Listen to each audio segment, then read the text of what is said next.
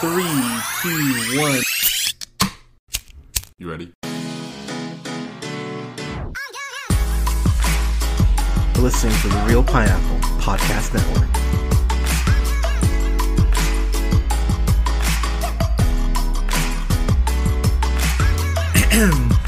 Good evening, everybody. Thank you so much for listening. This is the Real Pineapple.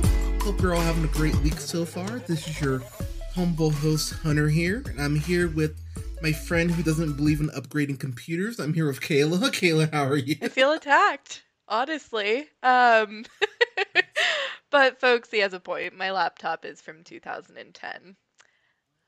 11 years without upgrading your You know what? laptop. I made it 11 years through life without a lot of upgrades, as a lot of us have, right? There's a joke in there somewhere. Yeah, but 11 years. So, It's fine. So, just to put in perspective, the last time Kayla had a new computer, Iron Man had just come out, basically. That's what, just to put in perspective. A turning point for us all, truly. Exactly. But quick story time. We are reviewing something I'll get to here in a second, but Kayla has been incredibly persistent in wanting to review BoJack Horseman for at least a year. And if you've listened to the podcast for any sort of for a decent amount of time, you know we put out a pretty consistent amount of content here. And one thing I just don't do often is review TV shows because they're kind of difficult to review. And so Kayla, being silly, was like, "Hey, we should review the whole series." I went, that would be at least a 4 or 5 hour recording for absorbing 6 seasons of BoJack at 12 episodes a piece. So we were originally going to do seasons 1 through 3, and as I started going through it, I went, yeah, that's way too much. So what we're going to do, whenever you listen to this, because I'm not even sure when I'm going to post this, but when you hear this, it's going to be seasons 1 and 2, one recording, and then 3 and 4, and then 5 and 6, because just the penultimate episode of the series, we could probably go an hour on just on that episode alone. But who has time for that? That's down the road. So we're talking about seasons 1 and 2 tonight. So the show, of course, created and executive produced, writes it too, right? Raphael Bob. Is that thanks? Thank you. I've seen some interviews with him. He's an incredibly witty guy, so that was actually, clearly he's writing this fucking show. Absolutely. But when I first met Kayla a few years back, she, like, one of the things I found out she's obsessed with besides sloths is this fucking show. And it's really hard being a critic and having people recommend stuff to you, because you always kind of go in that critic mode of, oh god, are they just telling me this because they want me to review it, or they tell me it's because they're actually passionate about it? And to Kayla's credit, she'd always be referencing the fucking show, and I was like, wait, what are you referencing? And she'd be like, oh, BoJack. And I just got to a point I got sick of not being able to get the references that she was talking about. So just one night I got really hot, I just sat in my room, I went, all right, I'm gonna start this. And the show, season 1, really just kind of hits you in the balls, like, second episode in, which I went, oh, all right, this is how it's going to be. And I'll be honest, it's really impressive that it goes as many places as it goes, even so early on. But I want to ask you, because, again, you're the super fan here, what kind of got you going with the show? Like, how did you kind of discover Kind of the interesting thing. So I used to be a manager at a Jimmy John's of all places, and my coworker, who, big film guy, but like in a pretentious way. Like, not in a fun way like the Real Pineapple is, right? With all the guests that you bring on, but in a way that, like, you hear him talking about movies and you just want to smack him, right? One of those. We all know that person. So he's talking to me about it, and he's like, you need to watch BoJack on Netflix. Like, you love Futurama. It's totally up your alley. I promise, I promise, I promise. And he's like, it's gonna take you a few episodes to get into it. Just keep going. I was like, all right, I'll give it a shot. I would say by episode, and he's right, it does take you a few episodes to get into the show. And I give everybody that advice, like, right when I start out, because I think it was season 1, episode 5 that, like, hooked me, right? Okay. So that's how I got started on it. And honestly, you look at it and you're like, oh, cute, this little animated thing about a washed up sitcom actor, okay. Whatever. Like the animation style, it's good, but a little clunky. It's just stylist, right? So you see it and you have no idea what to expect. But here's the thing, to me, this show is the best exploration of addiction, existentialism, trauma, Hollywood, how we speak to things and handle things as a nation based on the media, like the best exploration of all of that. Plus, there's animal puns, because duh, it's about a talking horse. So it has a little bit of everything in my book. And that's why I'm so captivated by it, is just how it can go from one place so dark but also so relatable. And that is one interview with Raphael Bob Waxberg that I watched was, they talked to him. They're like, you cover such heavy material. Like, what brought you to that? And one of the biggest things he said was, well, this is why we had to use animation to tell this story. Animation makes it Yeah. easier for us to all digest because whew, some of these episodes, if it were action, it'd be hard to watch. And even some of it as animation, as we know who have watched it, it can be hard to watch. Yeah, the thing about the show in particular is that the media, like, when you attack some of the topics that the show attacks, and we'll get into that.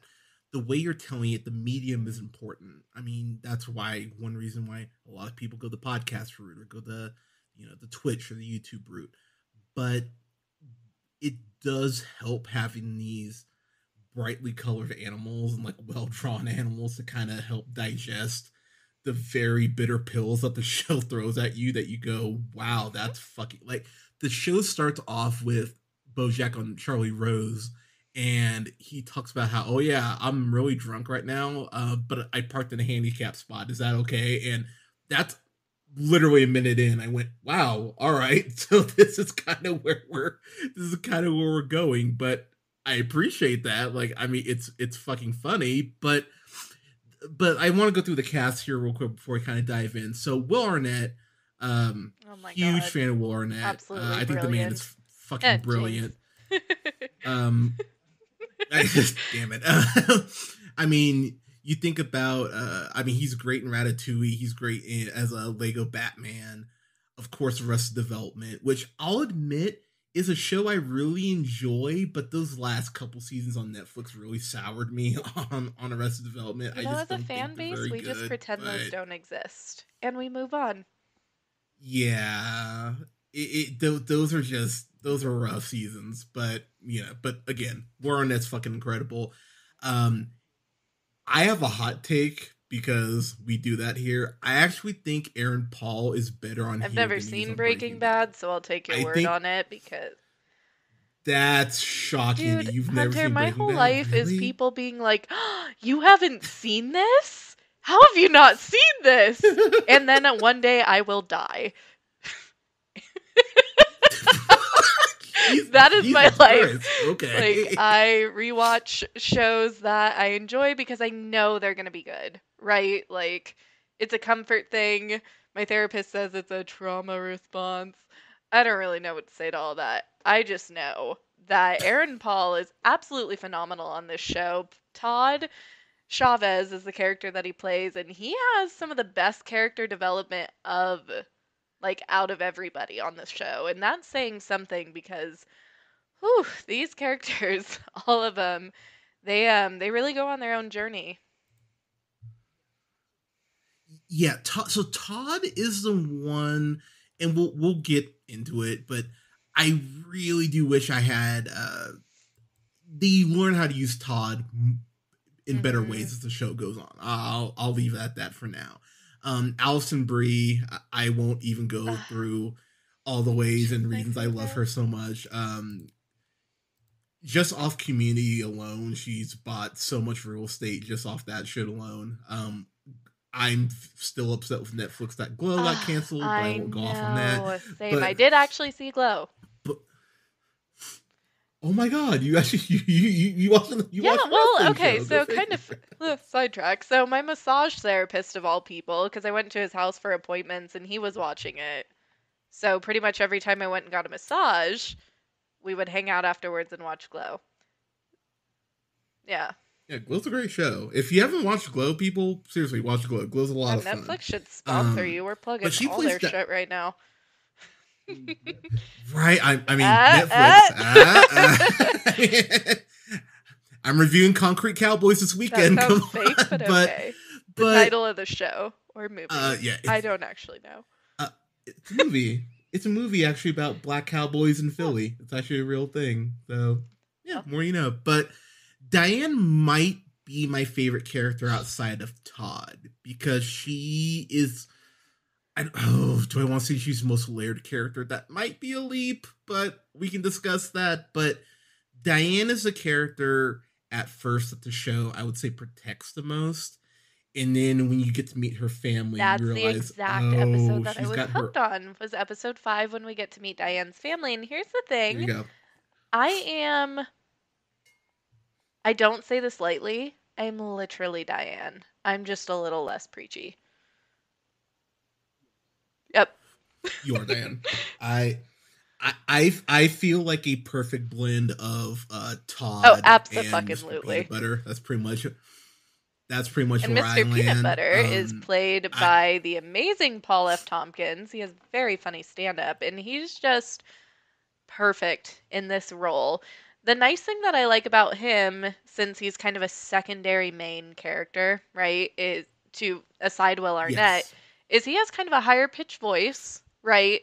So they kind of offset each other. They balance each other out, not only in the writing of the show, because BoJack Horseman, he's this washed up, bitter, angry, drug addict, alcoholic, narcissist, like dude's a mess, right? And then you have Mr. yeah, Peanut absolutely. Butter, who is just love and light. And he's washed up too, but he's just so grateful to have had the opportunity and to continue having opportunities in his life. On the flip side of that, though, he becomes one of those toxic positivity kind of characters. So you have, the Yeah, toxic negativity that is Will Arnett and BoJack Horseman, right? And you've got toxic positivity on the other side, which is Mr. Peanut Butter, Paul F. Tompkins. it's basically the SpongeBob syndrome of the fact you're so positive that you're not addressing reality, but BoJack BoJack is so consumed with his own reality he can't be positive, and that's kind of the hilarious irony is that if they could just meet in the middle, which to his credit, Mr. Peanut Butter tries everything he can to try to be like to talk to BoJack, and BoJack, maybe outside of only Todd, he shits on Mr. Peanut Butter so often. You're like, God, like I could get, I can understand the over positivity being annoying. I've known slash know Mm-hmm. people like that, so I understand that sometimes you're just like shut the fuck up, shut the fuck up, shut the fuck up. But BoJack gives it to him in a way I'm like, oh man, all right, man, cut him a little slack. Like I know you're a miserable piece of shit, but just because so the show is so I'm conflicted with the show in the best way, in the sense of there are times where I understand why BoJack's frustrated because I'm frustrated for him watching the show. The episode that hooked me was episode 2, The troops which are is the jerks. that's BoJack hates the troops. because so here's the thing. As someone who works in customer service and has people go, "Oh, do you have military discount?" And I go, "Well, yeah, we don't technically have one."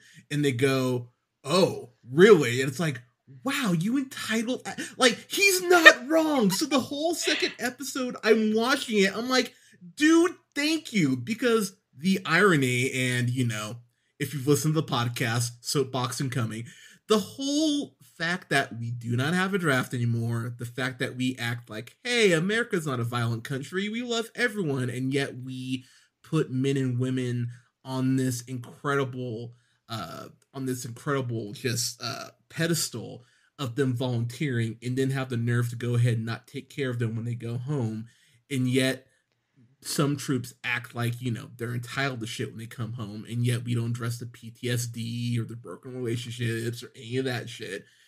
When BoJack goes off about that in episode 2, I went, yeah, you're 1,000% correct. And I'm just gonna like I said, we're just gonna jump in because there's so much to fucking cover, but he runs into this literal Neil Navy McBeal, SEAL, the which Navy SEAL, we talked voiced about by Patton Oswalt.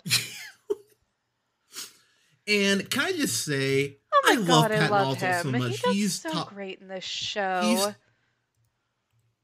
Yeah, he plays a Pinky the Penguin. He's a major as reoccurring well, and character in the show. Thank goodness. Because I need more Patton Oswalt in the show. Like, if he had just been Neil McBeal, the Navy SEAL, and that was it, devastating, right? Like, thank goodness we get him reoccurring throughout the entire series. Yeah. Which again is a very good get for them, and I'm very happy they were able to make that work. But Patton Oswalt, in my opinion, top 5 stand-ups of all time. I think Oswalt's a genuine genius. That's a guy I would love to just talk to for 20 minutes. A great my god, he slaps on Twitter, like, oof.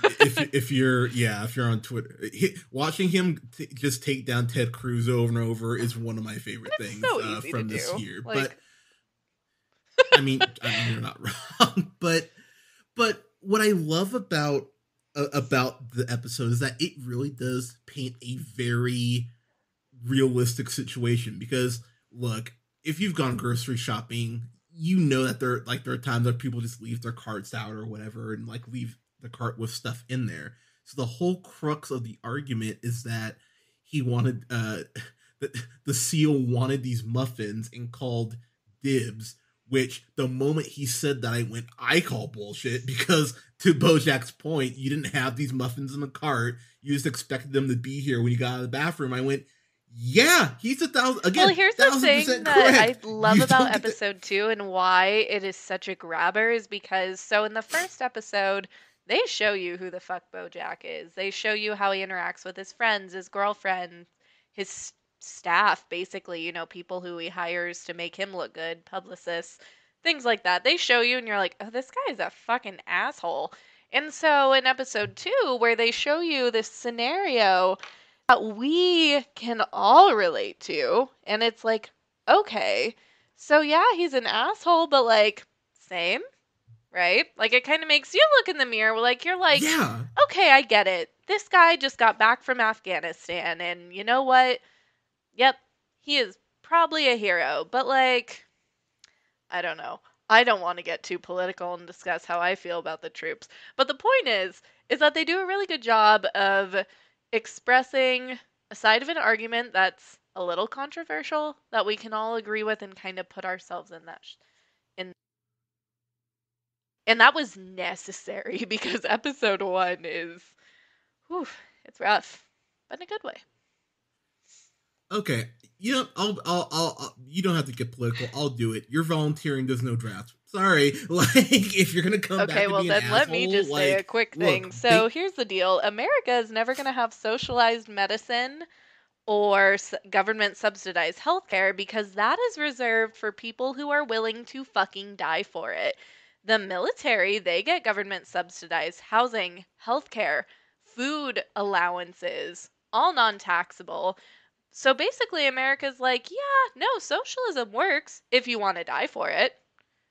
That's the bottom line. So, yeah. Yeah. We'll talk more about that offline. Oh, God, I just sounded so fucking corporate. Can you tell I spend 40 hours a week in a corporate setting? Like, oh, there seems to be a disconnect. We'll talk offline. No, it's Well, it's one of those things. It's funny because I've had friends. I have friends who have served, and one of the big things I always bring up is, how are you treated when you come home? And yeah, we can wave and high five them, when they walk through an airport. But I'm sorry, are we actually doing anything for the troops to address again No. PTSD when they come home with the shit that they have to deal with? No. We And make it no, impossible. They have to and fight to get their disability compensation that they so rightly deserve. They have to fight for that for months, months on end. They can get a VA loan, kind yeah, of. I work with VA mortgages. That's the only reason why I bring that up. It's like they make it impossible. And at that point, they're so fucking just exhausted. Like, I don't blame them. It should not be that hard for them to get access to the care and the benefits they deserve. But again, unless you're active duty, unless you're constantly putting your life on the line, who cares about healthcare? Like, you've served your purpose, yeah, you've been and I was just discharged, you can go fuck off, is basically how our government treats them. It's disgusting. And I'd just like to point out real quick, the opioid crisis is a thing for a reason. Yeah. And I'll just, Have you tried leave that existing there. recently? But Like, the pain pills are whole, great. Great for that. yeah, COVID's been rough. I understand it's been rough on everyone, but like the show, like I said, the fact that it addresses that episode 2, I went, okay, that's Oh my god, and let's really talk about the gutsy. Like media I have, response to that. So, in conjunction with all the controversy surrounding BoJack basically saying he's like, most of the troops are probably jerks. Just because you give a jerk a gun, it doesn't make him a hero.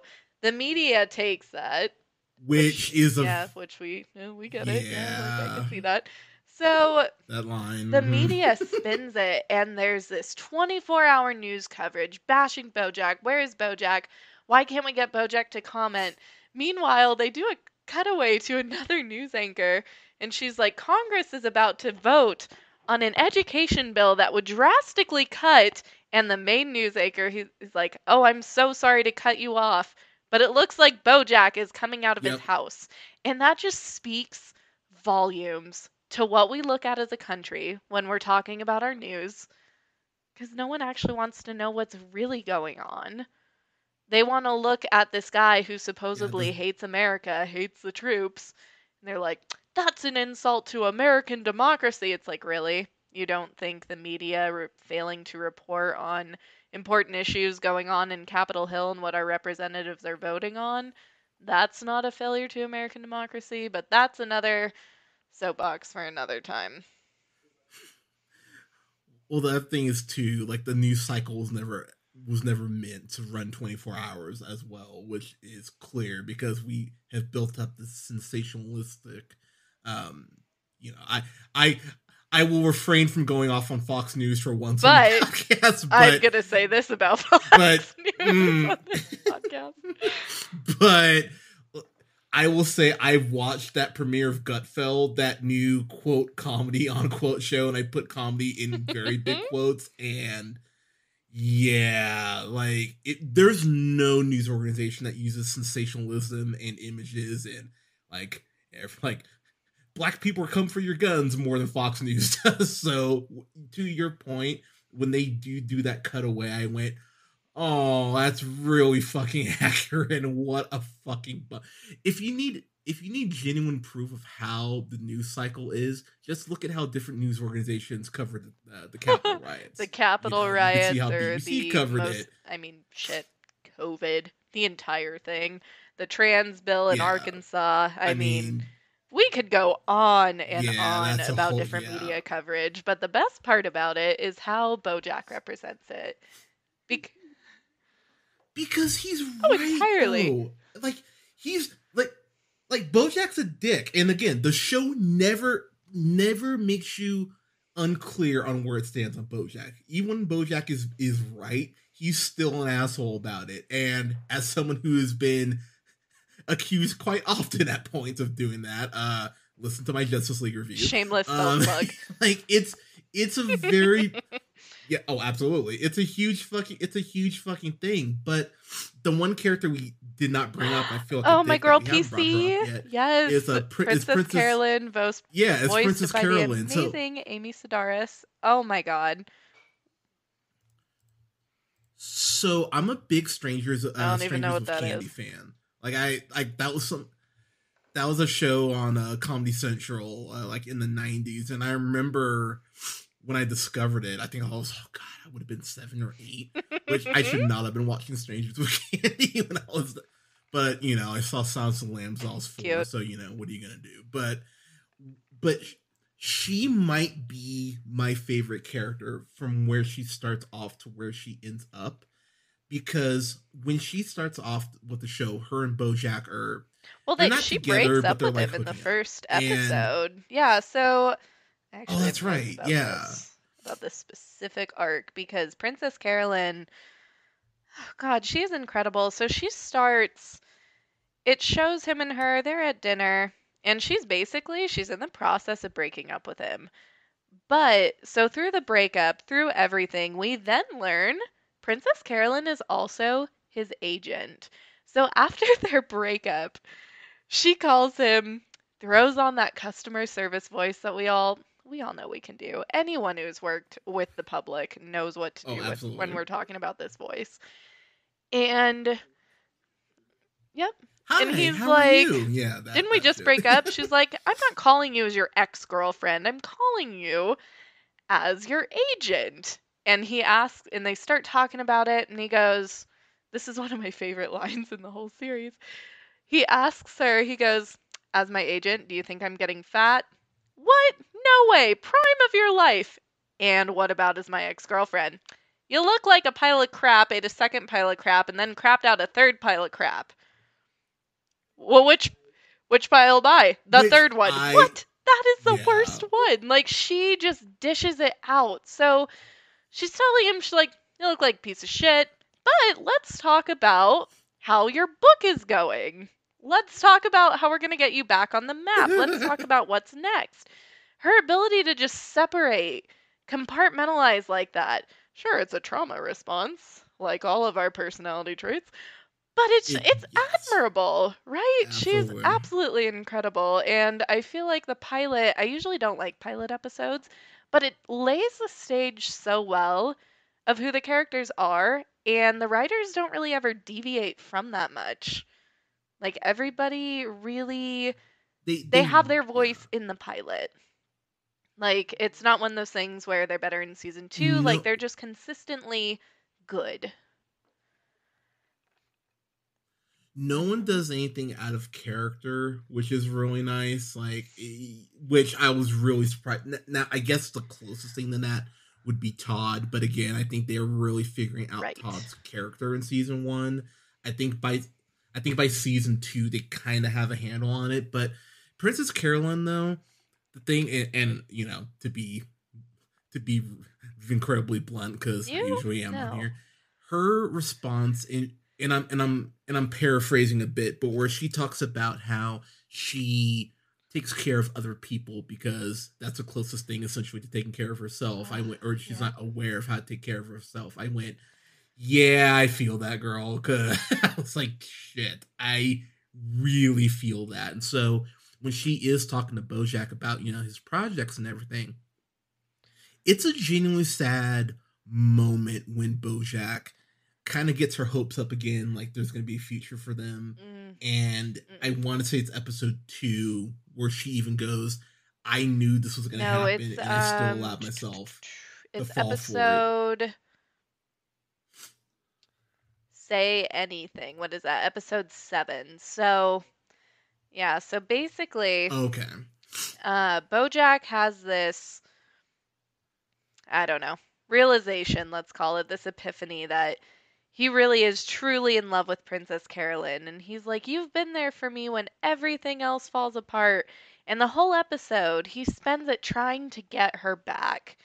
And he's like, "Come on, like, you work too much."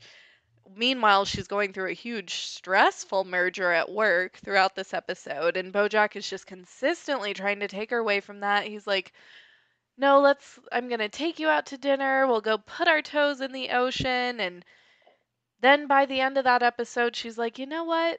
I deserve to be happy. And I choose to be happy. And not a second fucking later, BoJack's like, Princess Carolyn, what are we doing? We're just two lonely people trying to be a little less lonely.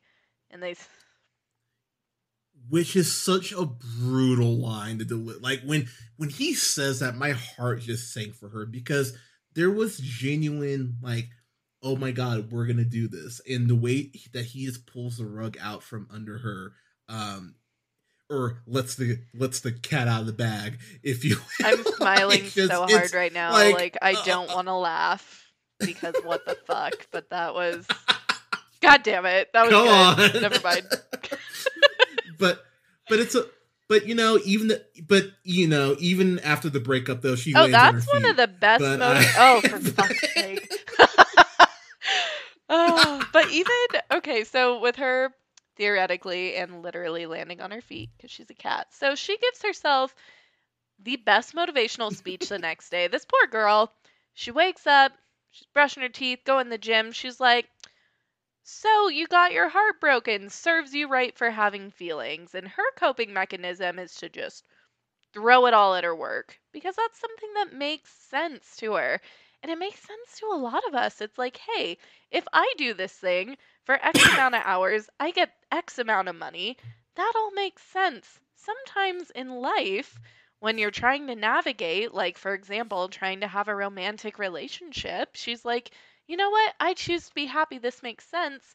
Even though she wants to be happy, the other partner can just bail. Anybody at any point can just bail, yeah. and that always doesn't make sense. But working, that makes sense, and I relate to that so incredibly hard, as we all do. Well, yeah, I mean, hell, when I started the podcast, I mean, I've talked about it before, but I just moved here after having a Yeah, big fight with my folks, and I was back to being suicidal again like I was in high school. And I just kind of started I out of just want to proxy, hug and it's you. grown into what it's grown into. I I just know, couple fuck. months there. But um but that was something I was so grateful for, that I had Scott and Colin to do the podcast with me at the time. And I, I'm forever in debt to them for that, because I don't really know what would happen if this hadn't started. But it's a trope for a reason. Princess Carolyn, she's really great at being an agent, and I think that's something that I really appreciate about the show, is that it shows her being a great agent. Like, she's not, trying and failing. She's really fucking good at it. And the fact she keeps getting BoJack work in itself is a fucking modern miracle, because BoJack Oh invents my new ways god, to that fuck is this the up. understatement And of the fucking I year. That is. and just and I'll tell you, as a dude, there are just these points where I'm like a black person in a Tyler Perry movie where I'm just yelling at the screen, where I'm like, stop fucking up, you asshole. Like, he's going through so many hoops to make this work for you, and he's so unappreciative. And to go back to BoJack here just for a second, I for me, that was the thing, in the best way, that was driving me nuts, because every time you think BoJack has turned a corner, it's almost like he's afraid of what is around the corner as far as something positive. And then he goes, well, we can't have that. And he does something, and And you just go, God that's damn it, dude. super But again, relatable. And that is something that I really appreciated it about is. this show because, like us all, I've gone through some shit. And there were times where all these things were happening around me. I had friends, stop talking to me that are no longer in my life and all these things. And I couldn't even wrap my brain around it. I was like, what the fuck is going on? And I took on a BoJack complex. It was a blaming everybody else. It was they just don't fucking understand. They this, they that. And then it's like, well, what's the common denominator here? Right? Like, it takes fucking guts to Yeah. admit you're the fucked up one in your own scenario. And I don't blame Bojack for not being able to do that. And even though he can do that in a self loathing kind of a way when he's drunk, it's when all these good things are coming around the corner to him that require you to say and release these patterns and these behaviors to be able to take in the good. He's never fucking ready to do that. Even at the series, the very ending of the series, he's only kind of willing to do that. He never fully admits that. And that was one thing I Yeah. was really grateful of the show because, I was going to therapy and stuff and like listening to what my therapist said, watching this show, I'm like, oh, that's what that looks like. Like, I've been a fucking BoJack. I've been a Princess Carolyn, I'm always Diane. But that's just the beauty of the show is that they make the characters incredibly relatable, even in the ugliest of times where we don't want to admit it. Yeah, it's so there is so another character I want to bring Oh up my god. Yeah, is let's Sarah talk about Lynn, episode 3, shall we? and so okay, so Horsing Around is the show. Sorry, I love that title so much. Like, so Netflix, I know you can't bring back the show because where the show But ends, I wouldn't want them to bring back the show. yeah, They could do more. They could do more episodes. horsing around Absolutely. like specials. Because they have the one, right? Like the Christmas or two, I No, think. it's It's like just the the Christmas special, and intro. then I think there's one other one. 3 little orphans, 1, 2, Oh, is it just the 3, intro? without a home or a family tree. I Oh my know. gosh, you were not seeing the Well, first of all, I was. Second of all, I don't know all of the words. I know you were. But yeah, so Horsing Around, that's the sitcom in the BoJack universe that gave BoJack, this was his rise to fame. Like, this is basically that universe's version of Full House, right? So he's like a way more fucked Yeah. up Bob Saget. And then Well, Bob Saget did fuck I the don't one girl blame on the anybody show. for that. As long So as everybody is consenting and of age, good for I'm him. just saying, like he does fuck Sarah Oh, Lynn, yeah. and Okay, that's well, let's creepy. get to that. So, So episode 3. So, we have the intro of Sarah Lynn. And Sarah Lynn, picture like a Britney Spears type of character. You get your fame really early on, and they have flashbacks of the show. Sarah Lynn, she's a little girl. And they hint at her having like a stepfather who molests her, and people alienate her on the show. Sorry, yeah, what were you going to say? I was just say I didn't catch the Oh, stepdad you thing did it. first I caught watch that shit through. right away. Rewatching it. Actually, yeah. God, when did I rewatch season 1? Yesterday, because I was rewatching it over the last couple days. Rewatching now, I was like, oh fuck, because it's something I just did not. I don't know catch if I'm more first time. sensitive to it, having gone through whatever I've gone through myself. But yeah, so this poor girl, she is going through it. And so episode 3, where they introduce her, She is. they show her stardom kind of through the years. So they start off with her being like barely 19, landing a major record label. And they're like, well, what do you say to your fans now? She's like, I just want people to know that I'm not that little girl anymore. I have sex and I do sexy things and I'm going to be sexy forever. Like, that's almost a verbatim quote, right? So, and then once You're she very turns close 30, the media, they bring in a new young sexy pop star and they're like, I love Sarah Lynn. She inspired my music, but she's turning 30 and the people just don't want her no more. Like, and that is how the media treats our celebrities. So this poor girl, she's washed up like BoJack in her own right. Like, poor girl turned 30 and the media is just like, yeah, no, you're not hot anymore. Because for whatever fucking reason, we only find like barely adulthood, like basically post prepubescent girls attractive, but again, we'll take that offline. um, so it's really funny. And I don't. You can make this argument. I'm going to make the argument. It came across very Disney Channel to me. Like the moment these girls turn like 18, 19. It's like, all right, well now we gotta, now we gotta slut them up. And the the thing about that is I remember to date myself a little bit, old man Hunter here, but when I Oh my remember God, when that poor Lindsay girl. Lohan turned 18 and the floodgates of creepy old dudes like who were like 40 who were like, oh man. I remember the first time I heard about a countdown clock to someone turning 18 was Yeah. for the fucking Olsen twins and going, whoa. Like, it's been a fucking, it's a thing. By no means am Oh I God, saying it's no. right because it's not. But the whole the whole concept of someone being 18, 19. Look, and this is what, again, old man Hunter is gonna say.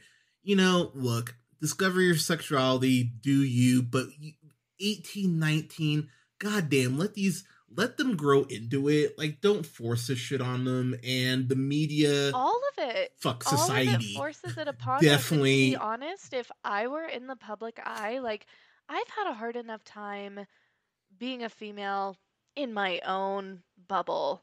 I do not look like a pop star, right? Like, I have had no eyes on me outside of my own whatever circle.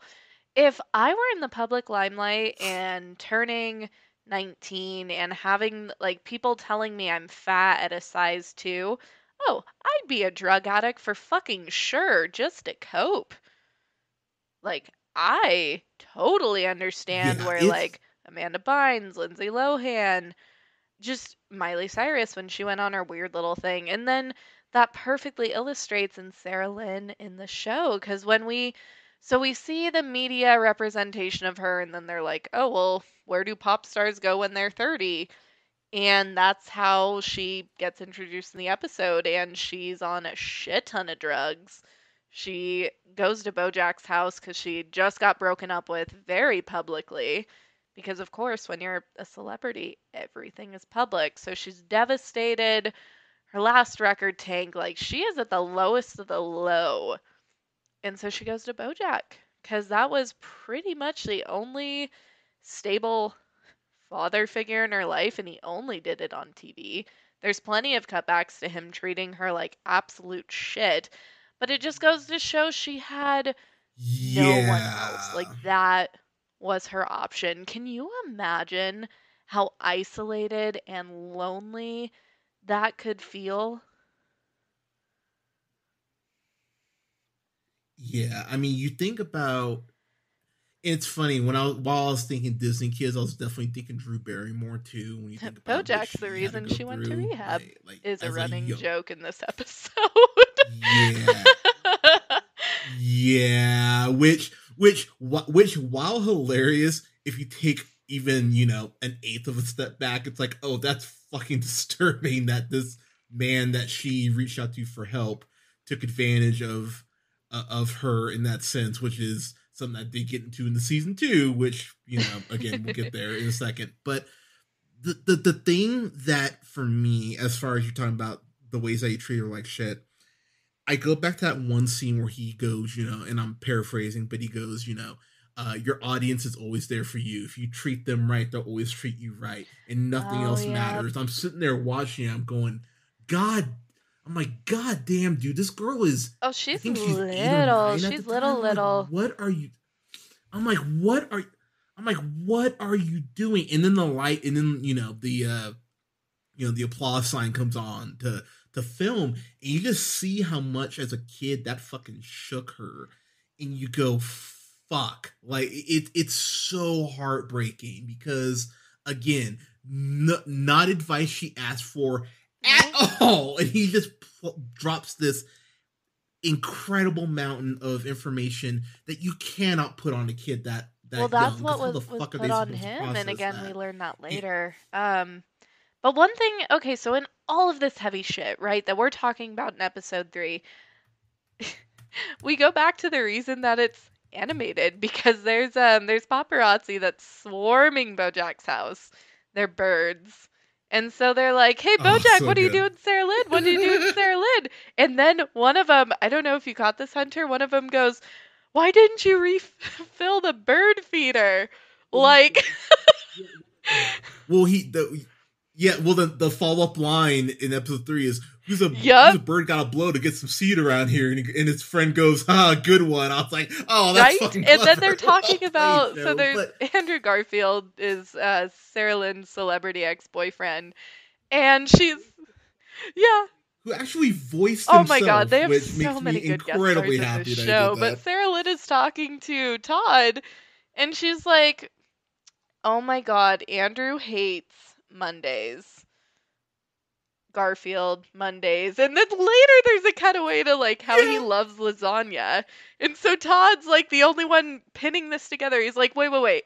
Andrew Garfield hates Mondays and loves lasagna."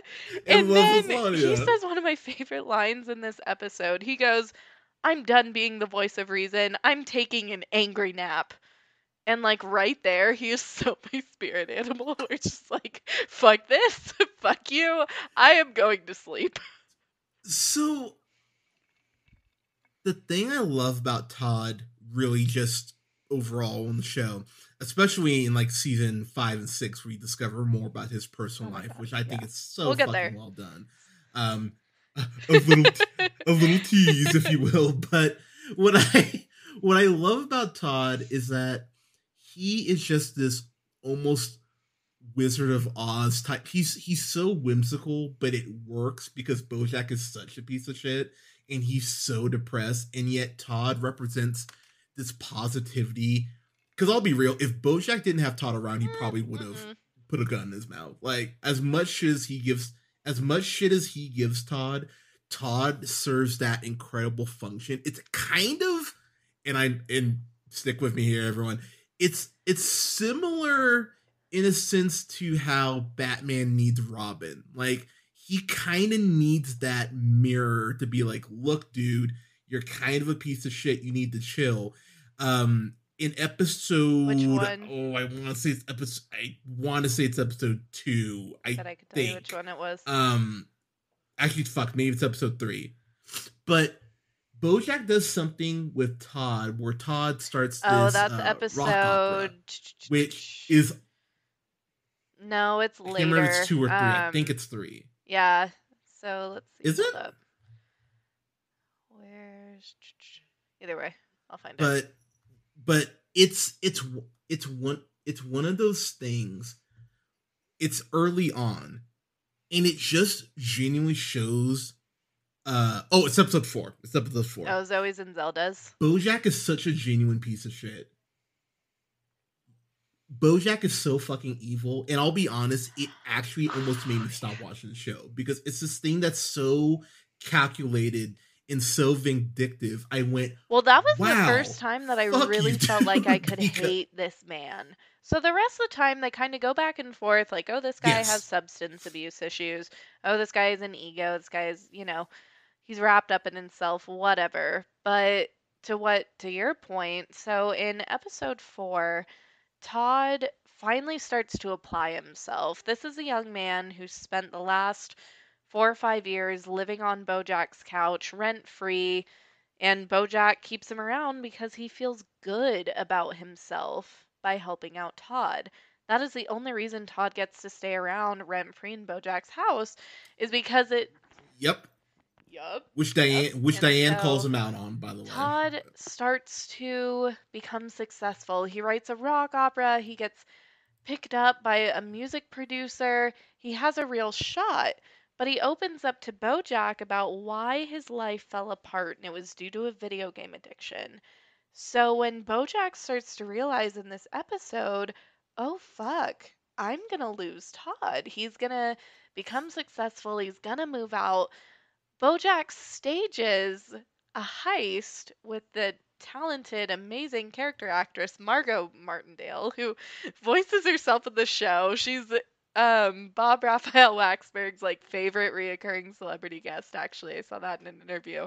He stages this whole intervention to put the new version of the video game that ruined Todd's life, like the newest, whatever of it, in his possession so that he fucking blows his audition. He completely loses his chance, and BoJack is there the entire time orchestrating it. and you find out he's the one who did it. And it's like you said, it's so calculated. It's the first time you go, wow, this dude truly, truly does not give a fuck about anybody but himself. The one guy in the one person in the series he consistently calls a friend, he's willing to completely screw over so he doesn't lose his roommate. Because that is his only claim to feeling good about himself. Yeah. And could you fucking imagine having someone in your life like that? It's actually I had a friend Not Adam to who's call him similar out to that, directly but or that's a whole anything. other that's a whole. Oh, I haven't talked to him in years, and Don't we all? and he knows he's a piece of shit. But pay child, yeah, pay child support. But Damn. but but but something that I love that Diane says, because she flat out says, "Do you let him stay here for free Yep. because you're being nice or because you're terrified of being alone?" And I'm like, yeah, oh, it's the latter. It's clearly the latter. And BoJack, of course, plays it off like, no, I'm being nice to Todd. Who I'm the fuck mentoring would him, want to which, look up to this guy? come the Like, that fuck is on. a terrible idea in and of itself. And for those of you who are still listening along and don't know, so Diane comes into the picture because she is BoJack's ghostwriter. BoJack is trying to get this memoir off the ground. He wants to get his career back on track by telling everybody his story. But he's having a hard time writing it all down because, you know, when you're fucking high and drunk and treating people like shit all the time and watching old episodes of your TV show, yeah, it's literally every goddamn Which he day. does It's kind of hard to constantly. write a book. So, Princess Carolyn and Pinky Penguin is his book publisher, voiced by Patton Oswalt, as we discussed earlier. They hired Diane. And it just so happens that Diane was also the author for the book Secretariat, who is kind of like BoJack's hero. He was a racehorse in the 70s, and BoJack just absolutely idolized him and looked up to him as a kid as his only father figure. So BoJack immediately has a pull to Diane. He's like, "Oh shit, she literally wrote the book on my childhood hero." So he agrees to work with her, and that's how that happens. They're introduced in episode 1. So in episode 4, where we're talking about her here, she's been basically at his side. I mean, you figure probably what, 40 hours a week. She's with him, every single day, talking to him, At learning least. intimate details about his life, while also kind of being a fly on the wall to how he's interacting with everybody else. So in episode 4, she kind of starts to call Todd out on it. And at the same time in episode 4, and this is where you start to really get to know Diane, because the only thing we know about her prior is she's an author, she's dating Mr. Peanut Butter. Another important note. Which is a great gag, the way BoJack discovers it. It goes like, oh, you've Many seen his times. penis. That's correct. You've slept with him. That's also correct. And they just go through this list of shit, and I'm like, yes, they're dating. But BoJack, to your point, his brain cannot comprehend that someone could date someone like Mr. Peanut Butter, because it hurts. It breaks his logic that someone like her could be with Mr. Peanut Butter. And that in itself is kind of tragic in itself, that he can't see why people do like Mr. Peanut Butter. Because yes, he is obnoxious, but Mr. Peanut Butter, he cares about Diane in a way that BoJack really doesn't know how to show. And while he says he loves her, does he? It's kind of one of those questions that early on, especially, you kind of go, you would almost look at your friend and shrug and go, he might love her, but does Oof. BoJack know what love is? Because Yeah, that's that's another another question heavy in one. itself. Which is a running theme throughout the show, which we'll be able to tackle later. But the funny thing about episode 4, so that's Diane, she's been like a nice anecdotal fly on the wall. She, brings up a few good points about BoJack, kind of being like, hey, shouldn't you perceive it this way? Or have you ever thought about it like this? Like, kind of giving him some perspective. And then in episode 4, Diane's ex boyfriend comes around and says he's writing an article for BuzzFeed about famous child actors from the 90s. So something important about Mr. Peanut Butter, he also had a famous TV show in the 90s, and it was a total ripoff of BoJack's show. Who's Mr. that dog? Peanut Mr. Butter's house. Peanut Butter. Yes, that was your like. Okay, so I will say that theme song slaps. I will say, like I was humming that earlier. I was like, God damn it! Anyway, so yeah, great show. Great fucking show. So basically, Mr. Peanut Butter, in addition to being BoJack's like frenemy, he's also career-wise been behind him kind of every step of the way, always rising to fame, what have you. So now he's dating Diane, who I can talk. BoJack is thanks. You got BoJack it. has his eyes set on, right? So Episode 4, Diane's ex-boyfriend, Wayne, he comes around to write an article for BuzzFeed about famous child actors in the 90s. So he's writing one about Mr. Peanut Butter. And throughout the episode, they keep hinting, they're like, and Mr. Peanut Butter even says at one point, he goes, "Wow, you two are perfect for each other. Why did you ever break up?" And Wade the whole time is so clearly trying to get back with Diane. And at the end of the episode, Yes. he points it out to her. He's like, "You can pretend to be this person in this life, but we both know who you are." And for us as the viewers, we're watching this and we're like, what the fuck is he talking about? Like, Diane's just this happy-go-lucky. She's an author. She's a great person. And it's the perfect transition into the episode that personally hooked me, Live Fast, Diane Nguyen, where we actually get to meet her family and see what the fuck her ex-boyfriend meant by that. So, Hunter, take us away into that cut and tell me what you thought. So that's such a hard episode to watch because Hunter? the thing is, I mean, you're not wrong, but actually, there's one episode in season 2 that is one of my favorite episodes to this day. But we'll get there. But yeah, they go on this this business trip, and Diane's family fucking sucks. Yep. Like, just call it what it is. They're fucking terrible. And Diane is supposed to be the adult. She's clearly been the adult in the family for a while. And the fact that her mom and her dad are both terrible parents, she has 2 siblings who are also pieces of shit. And Diane is supposed to basically Diane's supposed to be a functioning human being and deal with their bullshit and not snap, which the more the episode goes on, you go, oh man, I'll be real, I would have punched my brothers straight in the mouth. And the light shitty. part I was of like, the episode, oh my the god, light this part, is insane. She jokes about her adopted brother. She goes, "Oh, he's the family black sheep." And then you guys, he's literally a black sheep. Like, this fucking show is so funny. If you guys haven't watched it yet, the show does that a lot. Fucking up, bed. The show does that a lot. But we need that. Like, there's we a lot need of that like comic literal relief, because if it were just these heavy ass subjects, if it were just the existentialism, the addiction, the media, if it were only that, I don't know how many people would fucking watch it. The show does a very good job of giving you just enough levity before it hits you with something heavy again. Like, it's a really beautiful dance that the show is able to strike pretty much for the whole series, because when you go, oh man, that fucking sucks, it gives you a very hard laugh. Something we haven't mentioned yet.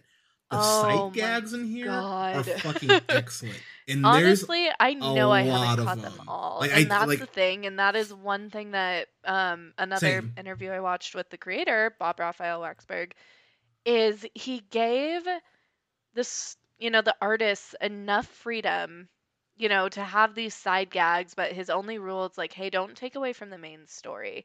So, for example, we have the family black sheep, literally a black sheep. There's raccoons foraging through the garbage in a couple episodes. There's a running gag where Mr. Peanut Butter orders these big banners for his party, and it'll be like, I had a ball at Diane's 35th birthday, and underline ball, and use a pretty font. Like, that will all be printed on the banner. So there's that running gag. Um, there's a group of ferrets Yeah. all dressed in business clothes because a group of ferrets is called a business. I mean, you guys, this shit is loaded. There's a blind. Oh There's a yeah, bat who's Herb's blind executor. Yeah, that's a great Yes, one. There's an absolutely. insane amount of side gags that they pull.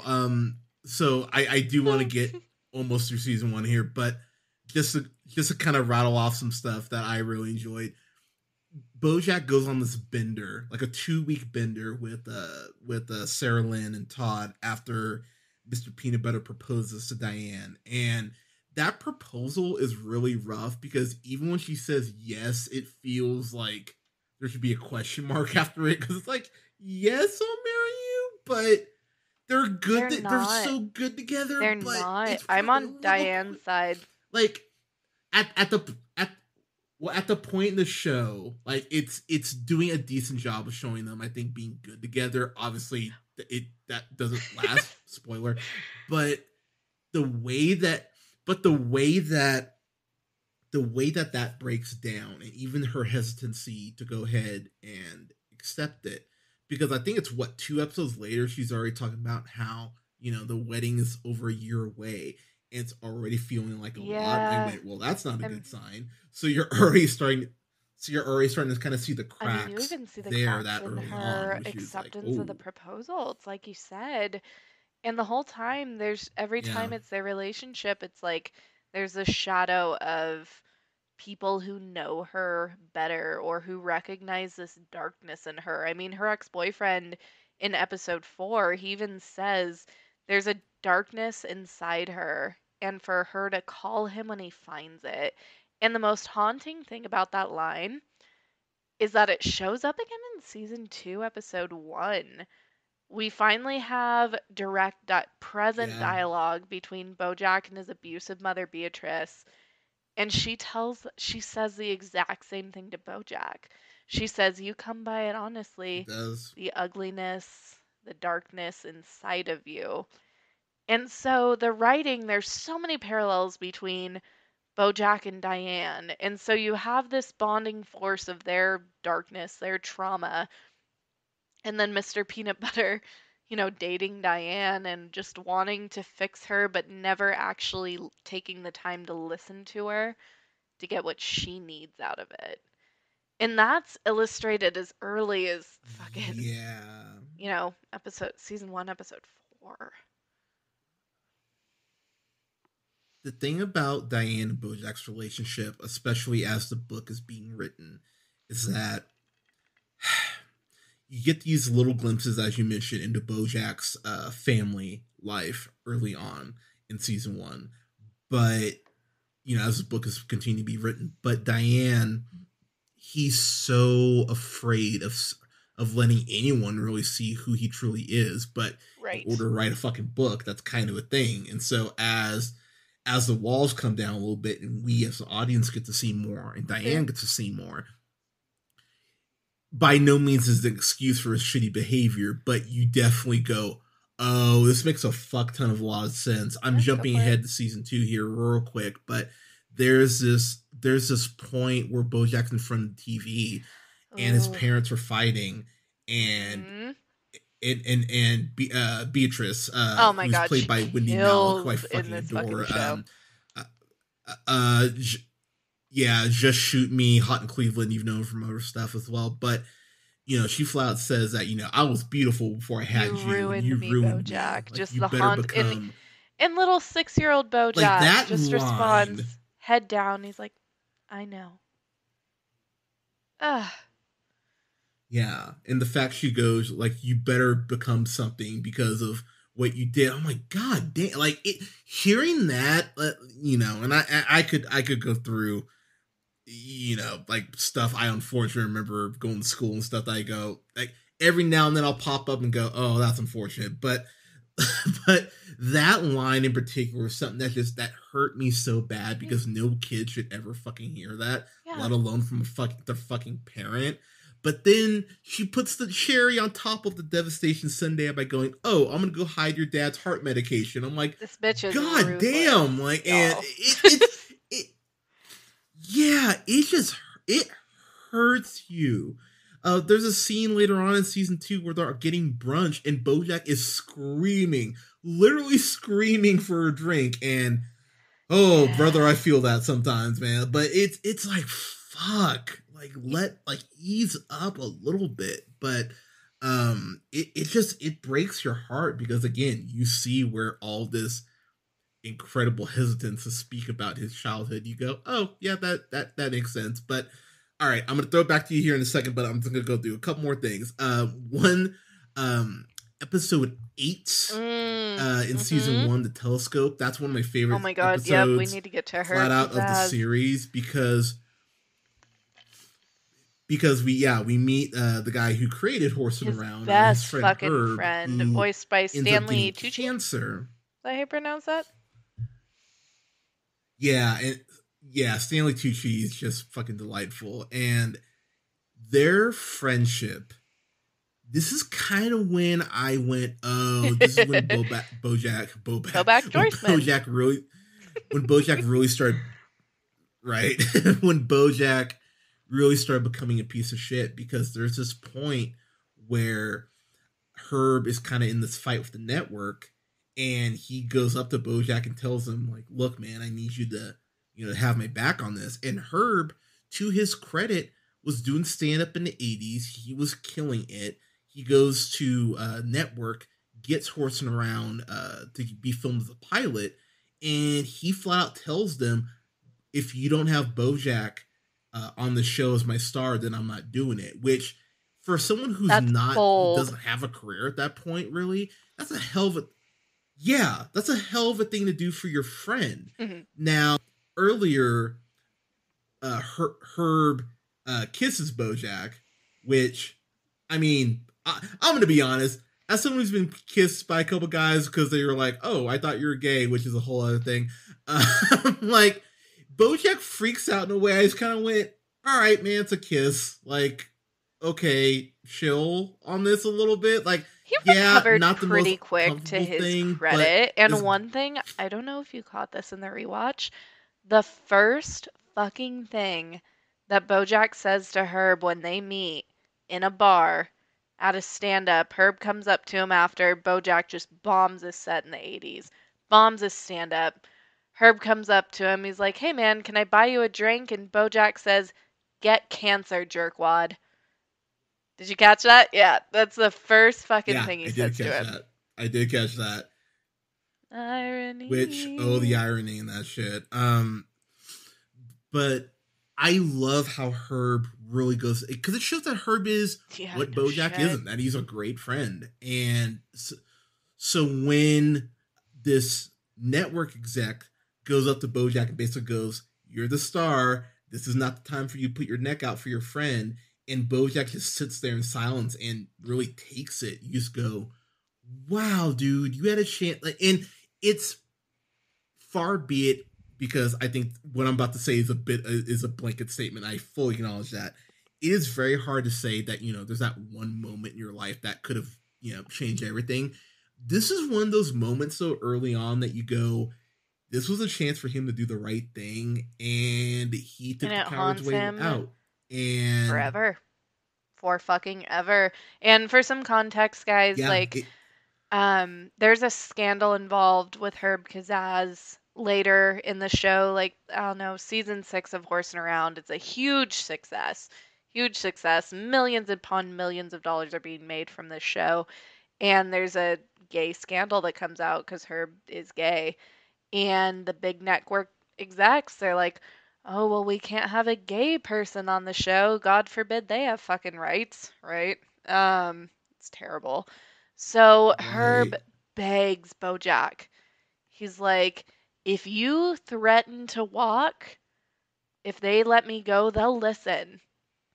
And BoJack just yeah, He couldn't do it. He didn't want to lose Couldn't his do it. fame, even though Herb sacrificed it potentially, right? He risked his chance to land a TV show by putting his neck out there and saying, unless BoJack's my star, you don't get the rights to my script. So he does it for him at the start, and he is the reason Yeah. BoJack has any of what he has. And when it came down to it, BoJack couldn't do the same for him. He couldn't be fucking bothered.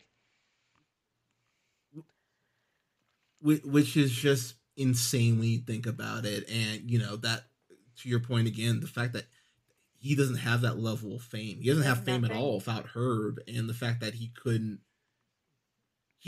the fact he only had to say a sentence and go, "I'm not doing the show without him." That's all he had to say, and the fact that he couldn't even, yeah, it's one of those things you go, "Wow, man!" Even Todd, as is almost whimsical as Todd is, he flat out goes, "Oh, so this is a guy you dicked over." I went, "Yeah, that's actually the perfect term, because screwed, I don't think is even strong enough, but Ugh, dicked over." I went, "Yeah, that's if he actually could even that cover that's about something that like about that. covers So it." in this So episode, BoJack ends up going to true. Herb's house and he has dinner with him once he finds out that he has cancer and he dies. And the night goes pretty well. They joke around. It's almost like there isn't this big thing looming over them. Like they have a good fucking time until Yeah, until like BoJack. Here's the thing, and this is something that we have to call out. BoJack doesn't want to get forgiveness because it's the right thing to do. He wants to get forgiveness because he wants to feel better, and he knows that he only has a certain amount of that's time the only until reason he Herb fucking dies. reached out That's is what this because he breaks found down to. out that this guy who he used to be his best fucking friend, who he completely ruined his life, has cancer. He's like, oh, I should call him. And Herb does the right thing at that point, because at the end of the night, Bojack kind of he goes to leave and he goes back in there. He's like, hey man, um, I'm sorry. He doesn't even really give like a real apology. He doesn't really say what for. He's just kind of No, he like doesn't. expecting this resolve. And Herb just looks at him. He goes, okay, I don't forgive you. Yeah, And he, yeah, and oh he has God. And every the right thing, not to forgive him. Herb Like, says it in such a chilling way to me. He says, you abandoned me, and I will never forgive you for that. Now get yeah, the fuck out of my house. And I'm like, you know what, dude? Good for you. Like, forgiveness is you forgive someone for yourself. If you're the one who did wrong, no one ever deserves yes. forgiveness to make themselves feel better. That's their fucking job. Like, I've done some fucked up things. Who hasn't? I don't need anyone's forgiveness because that's for them. It's up to me to right that wrong in my own life and to reconcile that on myself. You can't put that on somebody who has wronged you. True. And I think the other thing too that's just so insane is that he is so desperate Oh to be my god. told he's a good person. It actually reminds me of that because it reminds me randomly of that scene of Oh Schmidt my from New god. Girl when he's asking Nick to get his blessing for CCE, and I'm like, why do you need that? And he just needs someone to tell him it's okay. He to ask Diane, like, I need you to tell me that I'm good. I went, first off, wow, the fact that you need someone to tell you you're good, that's a whole other Well, issue he in itself, that you never he need never got validation it. He from never got just it from his anyone. mother. He never got it from his father. He got it from Herb Kazaz, and then he fucked up that relationship. He got it from the adoring public while he was on TV. But he never, this is a man who has never self soothed because he wasn't given the tools in his childhood to be able to do it. So, of course, he's looking for external validation. I don't blame him one bit, but at what, I don't blame I him do. for looking for it. I blame him for never, blame isn't the right word. at a certain point you have to take responsibility for your own behavior. And it's not even necessarily a Exactly. blame thing. It's just something you have to fucking do. And he doesn't. That's the short and sweet of it. Like, spoiler Yeah. alert, he fucking does it. And he the book comes out in season 1 and it's not what he expected. Diane writes, I mean, the title of the book, guys, is One Trick Pony. And it kind of writes, I know, amazing. So good. And So Diane kind good. of says, like, yeah, this guy's a piece of shit. But she paints the picture as to why. She talks about his childhood, she talks about all of his interactions. But because it showed him in an accurate light, you guys, he loses it. Warts and He goes all. on a 2-week bender. He Yeah. threatens to fire her. Like, well, yeah, but it doesn't He work. does fire her. I mean, he does, but he even says that, because when he calls her out on it, he goes, this isn't me. This is us talking as friends. This is a boss telling his employee that you did a bad job and you need to start again. I was like, Jesus Christ, dude! Like Well, he's the sense ruthless of to her. betrayal Like there. in I that, mean, he had this yeah, idea of his memoir that it was going to paint him in this light for everybody to love him again because that's all he wants. And so he just felt this deep sense of betrayal that, oh, she sees me the way everybody else does.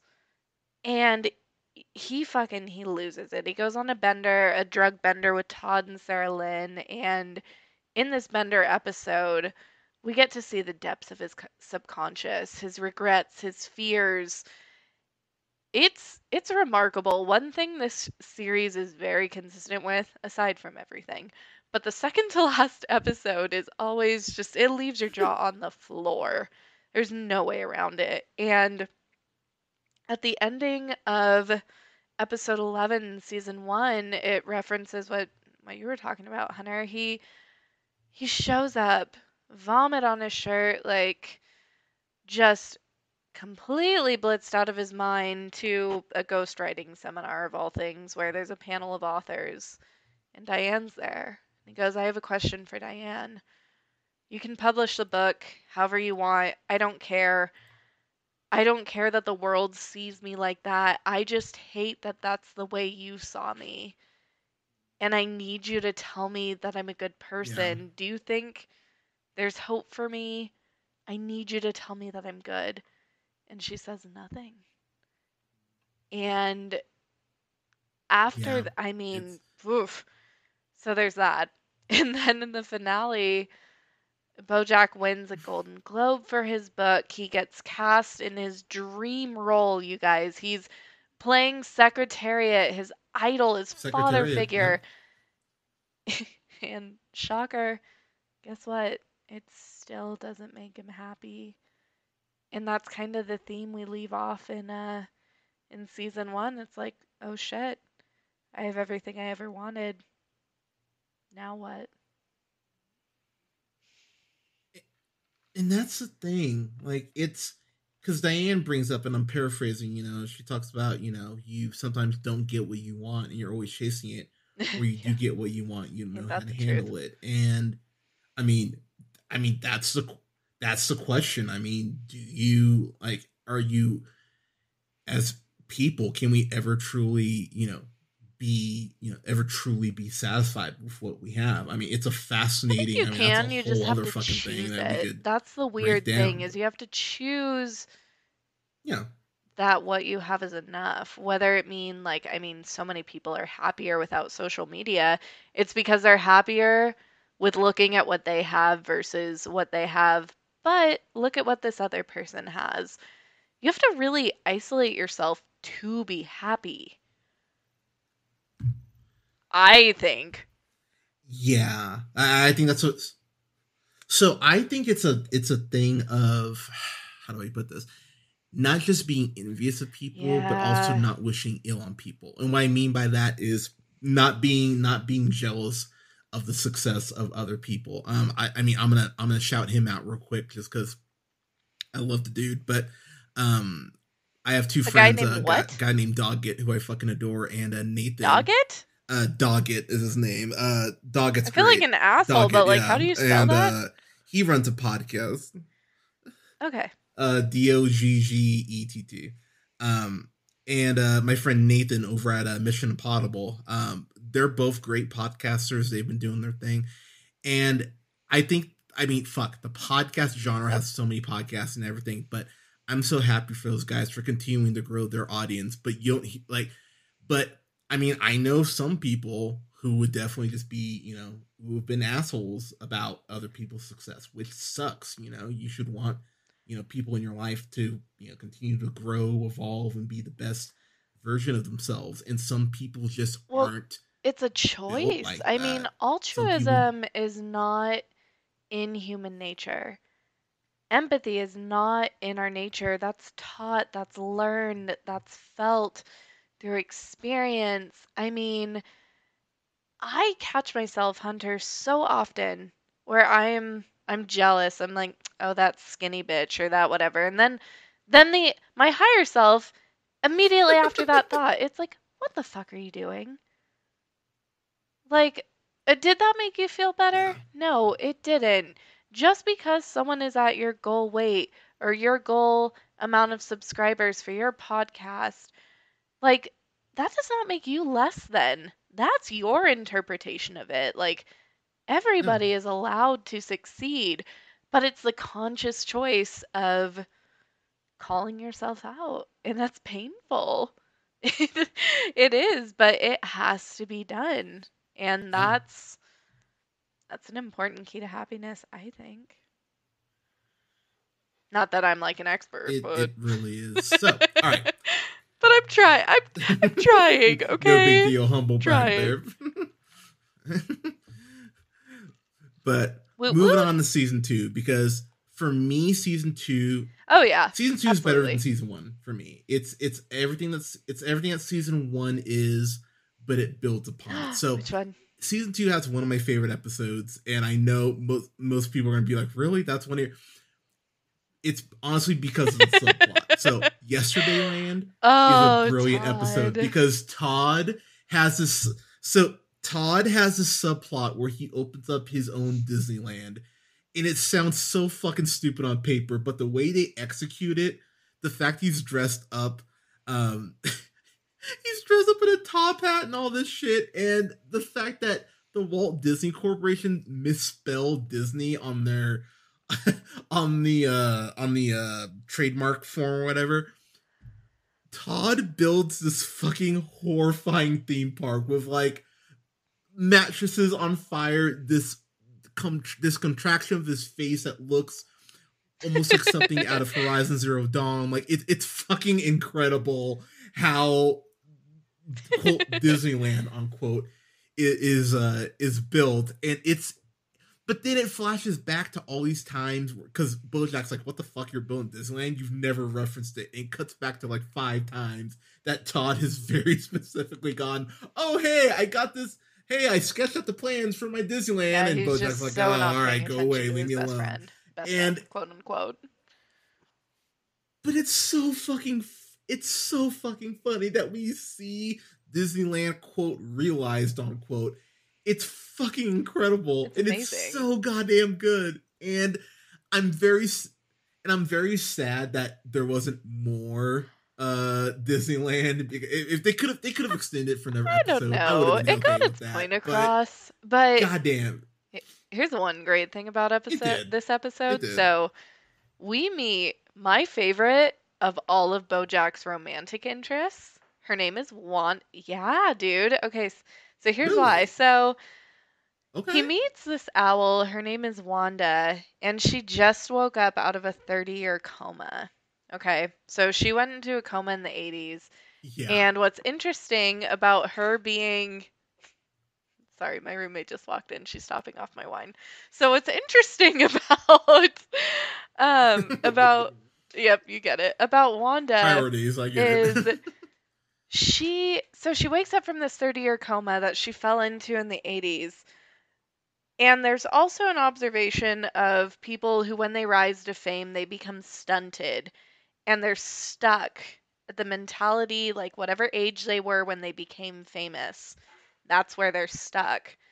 So BoJack is just as stunted as this woman who woke up from a 30-year coma. So even though they're the Yep. same age, they're both just stuck in this completely different reality. She's basically a naive 25-year-old, and he's just a fucking asshole who's stuck in that age. And Yeah. throughout the season, Wanda, she's growing. She's working through her job. She's catching up with technology. She's catching up with current events. I mean, everything from the last 30 years. And BoJack stays in the same place, and that's ultimately their demise. In and it's just so profound. Yeah. It so she has one of the best lines in the show, and I'm gonna save It's the that flags, for isn't it? the kind of wrap up. But I yep. But going through season 2, there's a couple episodes I really want to touch on. And the big one, or one of the two big ones, we have to talk about Oh Hank After boy. Dark. So that's Ugh, episode all right. 7. And here's the thing. And I figured bring this up now since you just got more wine. I figured We can always talk about we it, can talk bitch. about it I'm now. ready. So okay. So it's clearly supposed to be about Bill Cosby. Like, the show never comes right out and says Right. it's about Bill Absolutely. Cosby, but it's about Bill Cosby and Hippopotamus. Hank Hippopotamus. Oh, Populus, that's right.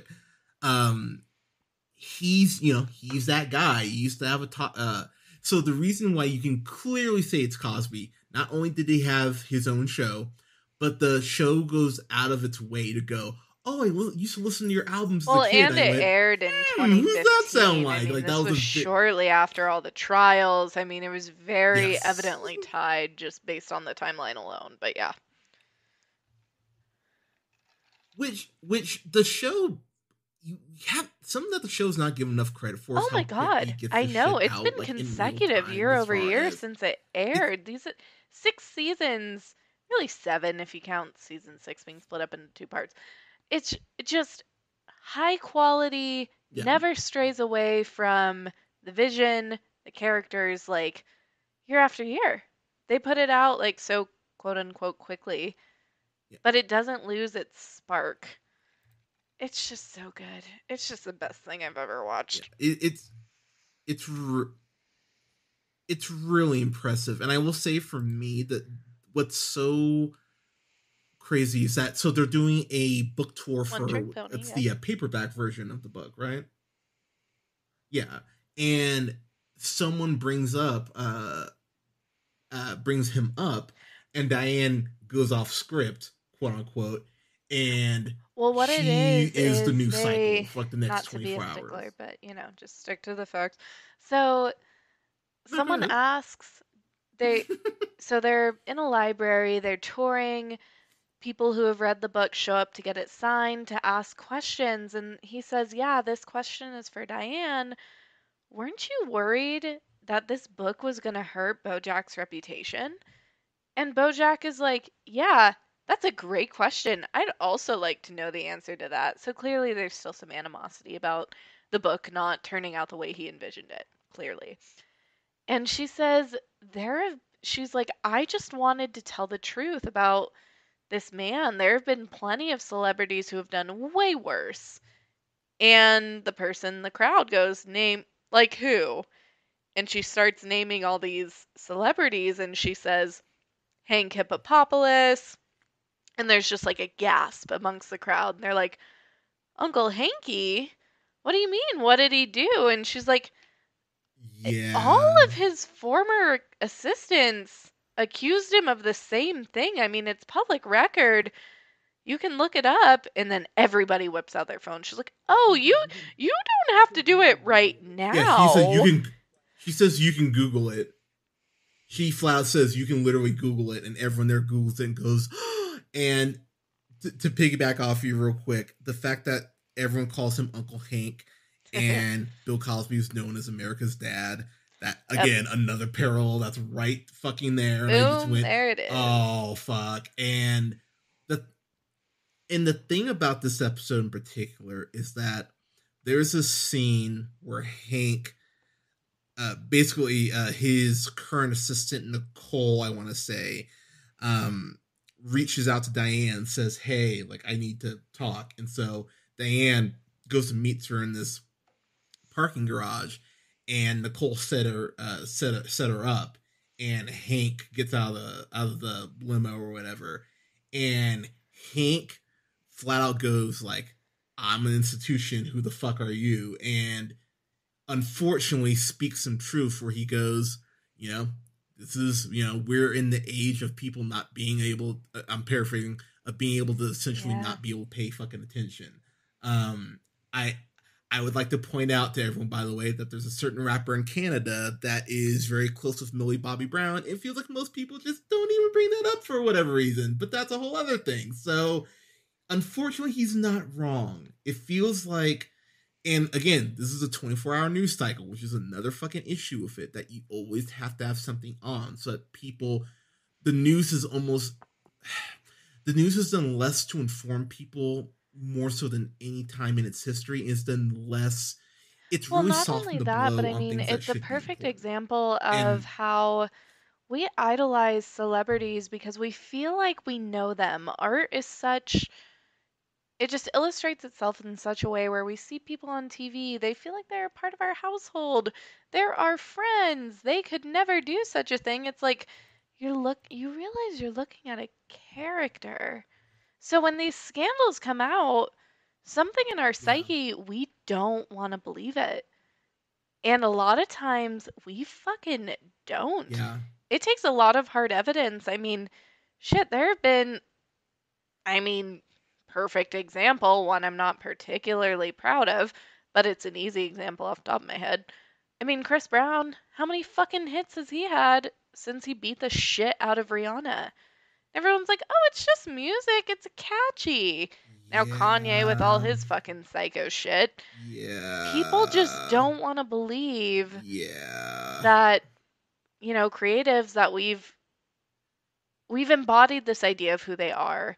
So when it comes out of who they really are, we don't want to believe that. And in the Horse and Around universe, I'm sure there was a lot of that going on with BoJack, and that's why he was able to rise back up to fame after his book. They're like, "Oh, he's so tortured. Oh, oh, like people pity abusers." So the thing that's interesting about that is that in the culture we're in right now, I think the other issue is that there isn't there's A levels lot to of this, but nuance. there's not anymore. Or like, yeah, and the issue with that is that there's no universal when it comes to nuance. Like my line, fuck, I'll use a perfect example. Fucking comedy. I've gotten this argument with friends, especially over the last 5 years, about what's a joke, what's a joke, what's not a joke. I mean, I've had people tell me like, oh man, they made a gay joke, like they should never be allowed to do stand up again. Yeah, It's no like, all right, shit. I've heard black jokes since I was 5. Like, really? This is like really, like one gay joke is enough to just break your spirit? Like, come on now, like come on. Fuck Joss Whedon, what he's going through right now. Allegedly, what he did, because I don't want to get Allegedly. sued. What he allegedly did. What he allegedly did. Look, love his Avengers films, but I'll tell you right now, because so much of that shit allegedly happened on the set of Buffy, I try to watch Buffy every day. Can't do it. One of my favorite shows ever. I'm like, well, that sucks. Can't now. And this is something that is true. I think it's season five or six. I think it's six, where there's a scene where Spike, who's a character on there, uh, is about to rape Buffy. And I remember being 13 watching that and going, what? And actually looking at my Because mom we and going like, normalize rape why the hell culture is and that over in there? And having sexuality of this, fucking it's just, that's again, we'll continue this offline. um, yeah, but but that being a giant kind of what the fuck moment for me, growing up. And Hank, unfortunately, he's right. The episode ends with Diane at an airport, and she's watching what's happening on the TV. And guys, I'm telling you, as a man, what I'm about to tell you, do not do this, because she's sitting there depressed because Hank, again, Well, unfortunately, is well, right. wait, before you And this say that, so guy, when she's a couple watching rows the seats news, over, it's Hank Hippopopoulos, and they take him on TV, and this is after Diane has been in the media. She's getting death threats to her house. They're talking about her on the internet because they're saying she's a lying cunt for, saying these things about Hank Hippopopoulos. One guy even calls her out. He's like, "You women are all the same. You make these broad accusations to ruin a man's reputation, and you have nothing to back it up." And there's a whole Fox News like caveat where, they just get on there and they say how women are liars, and it's awful what they put Diane through in this episode. And when she finally decides, she's like, "You know what? I am taking a step back from this because I can't win this battle." BoJack actually helps her with that. He's like, "You're not going to win." And so finally she steps down, and she's in the airport. She's about to leave to go be a ghostwriter for somebody in a war-torn country. She's leaving her husband after they have a huge fight. There's a lot that happens to Diane in season 2. So she's getting ready to leave after the media fight of her life to yeah, expose Uncle Hanky. And she's in the airport. Uncle Hanky, Hank Hippopopoulos, is on the news. And the news anchor just goes, "Did you do it?" He goes, "No." Well, and the news anchor replies, "Well, that's all I needed." So poor Diane, she's sitting there the lowest we have ever seen her as an audience. And some asshole sitting next to her, some asshole guy, mm-hmm. just goes, "Hey, smile." The whole episode is Yeah, about us just treating women like it's shit, not believing women, not believing their victims, and then some creepy chauvinistic asshole just, "Oh, you'd look prettier if you'd smile."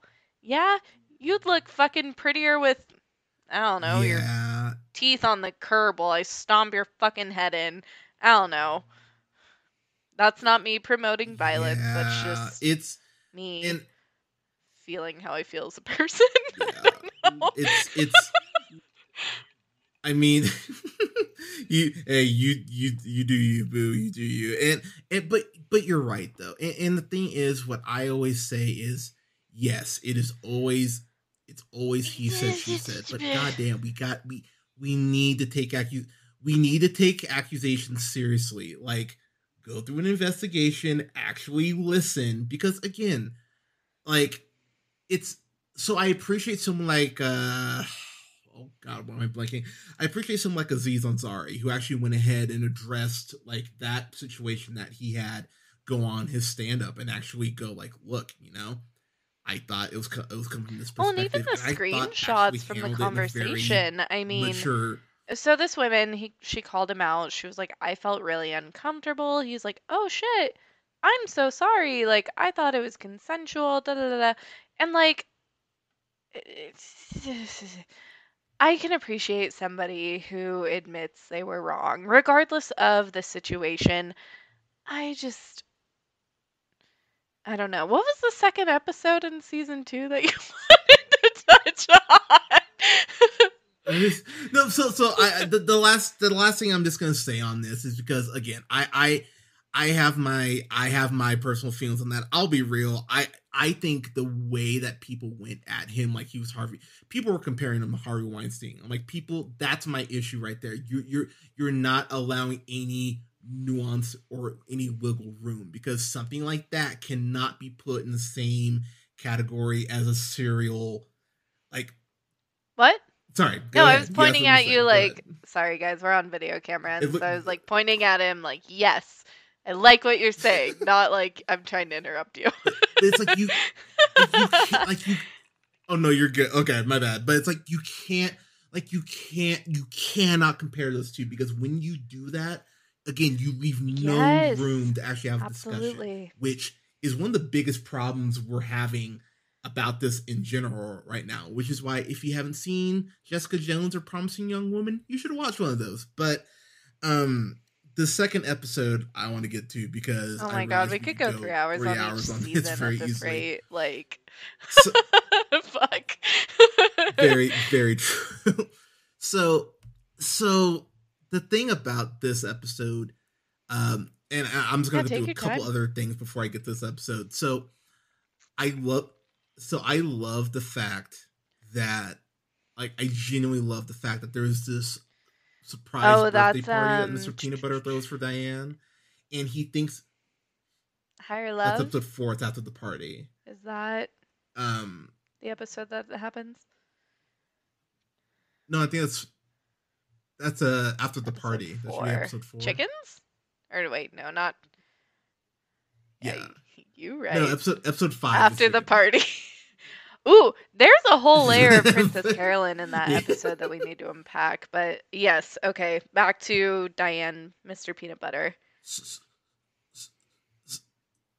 So the thing about that I love is that it shows that when you're in a relationship, you could mean well and you could just completely get it wrong.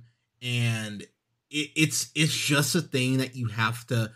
It's very important why you need to communicate with your partner, because Diane and Mr. Peanut Butter have this great night, just the two of them. She's super happy. She's like, "Oh my god, this night's perfect. I just want to go, go in the house with you and cuddle and just be us." And Mr. Peanut Butter's like, "You're sure there's nothing that can make this night better?" And she's like, "Nope, this is absolutely perfect. This is all I wanted." And they walk in the house and there's a Little. surprise Paul party. McCartney And jumps out of a fucking cake. she It is not a little surprise party. okay, fair enough. I mean, I guess having a beetle there would kind of make it not a little party. But to be fair, I mean, he got a fucking beetle. That's pretty impressive. Um, but the way she freaks out about it, I get that he wanted to do something for her, but again, what he wanted isn't what she wanted, and it's one of those things where you go, okay, you like you weren't doing this maliciously, but this is one of those times you really need to communicate with your partner, be like, hey, like, what do you need? And I appreciate that they had this very mature conversation in a very hilarious moment later on in the episode The that I went, ballroom in the that's kind of Starbucks. And adorable. so And Mr. it's, Peanut Butter, he invites all his friends to Diane's surprise party. And it's a running thing in the show, you guys. yeah, Diane fucking hates parties. So Mr. Peanut Butter, his love language is gifts. And it's these grand gestures that always make her uncomfortable. You see it all in season 1. And here he is doing it again after the most perfect birthday. Like, she's so content. He takes her to an art exhibit, to dinner, to the library. She feels seen and she's like, what a great birthday.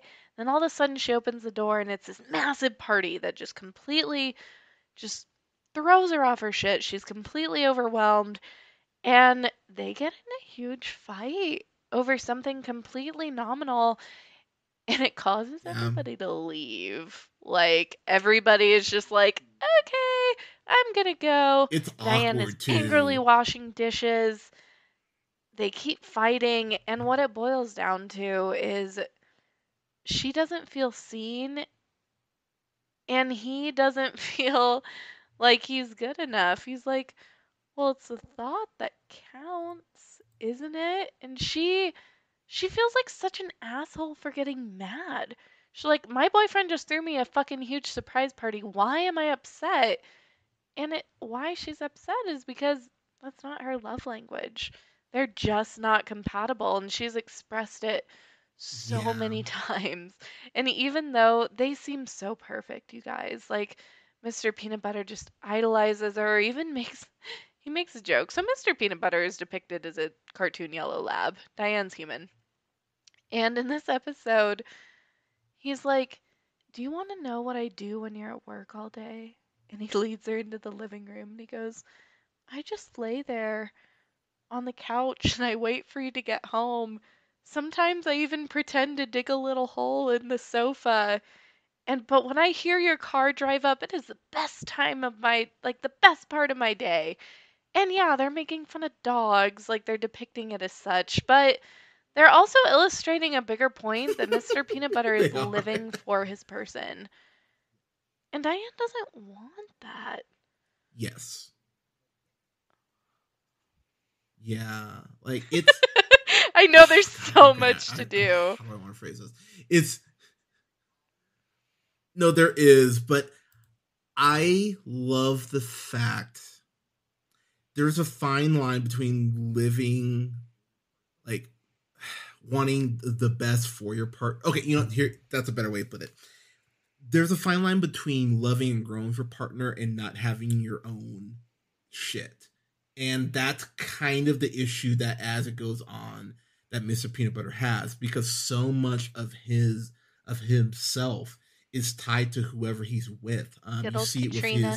his first wife, and yeah, it's one of those things you go, oh, this is a pattern, and just no one's Yeah, we see addressed it that with, in season is no one 5. has really That's what addressed it we'll with we'll him, really dive into and Mr. Peanut Butter and his love languages then, but for the purpose of this season, I mean, you see him and Diane start to crumble and they were shaky in season 1, guys. Like we pointed it out. You can go see it. yeah, it's sad because again, it's But not coming that's from most a of malicious love, place honestly. I with mean, him, fuck, but even he just BoJack. Even fucking BoJack. true. He's genuinely not trying to be malicious. Even when he is being malicious, blatantly. Like with Todd's rock opera, it's like he's just so desperate to cling on to what he has, and all we have is our own experience. And I think, or I know rather, one of the things that has made me the happiest and made me feel the best is that people only operate to what they know, and it's best, no matter how bad it hurts, it's best to always assume positive intent. People can only meet you where the fuck they're at, even if you're Yeah, cheated on, which Lord knows I've been. It's like, yeah, we've all been there. I mean, fuck. I've been there. Um, they're operating on their own level of consciousness, and you can you can hold them accountable and, exit their life, but if you continue to see the world as if everyone's operating on malintent, everybody's trying to hurt you, guess what? You're going to be fucking miserable. And it And it's an spirals. exhausting It mindset to spirals into have that every will just facet break of you your down. behavior and every Yeah, relationship. I mean, BoJack's a prime fucking example. yeah. So he has the secretariat role, and he is not getting it. And I, so as an artist, I will say this is maybe outside the last 2 seasons, this is probably the season that hurts me the most because he gets his dream role. He gets where he wants in spite of himself because She's so Princess amazing. Carolyn's fucking amazing. In spite of himself, he gets his dream role, and he is fucking himself out of it in a way that I'm like, dude, you need to get it together. Like God, like I found myself It's getting. legal in Thank Arizona God weed too. is What legal here up? in Nevada because I was sitting here. Yep. Thank God. I Oh, say as I reach that's over right. and Thank grab my God. marijuana pen. uh, right, but it's so frustrating watching because you're just like, dude, get it together. Come on. This is what you want. Why are you not taking this fucking seriously? And you just feel the pressure getting to him. Hmm. I am completely blanking on it, so you're gonna have to help me out here. Kelsey The Jennings. director, the first director that he has for the. Thank you.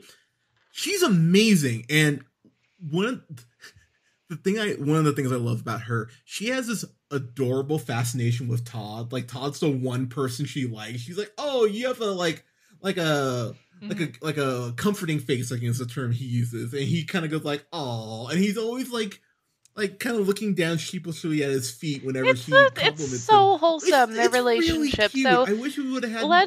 let's start from the beginning. Kelsey Jennings, she is a stone cold bitch, but she knows what she's doing. She has a vision for this film. Yeah, She she has a is. schedule for this crew. Yes, she She is does. fucking on one 100% of the time. And the only time we really get to see her be vulnerable is when Todd just kind of wanders upset. She's like, "Hey, who's this? I like his face.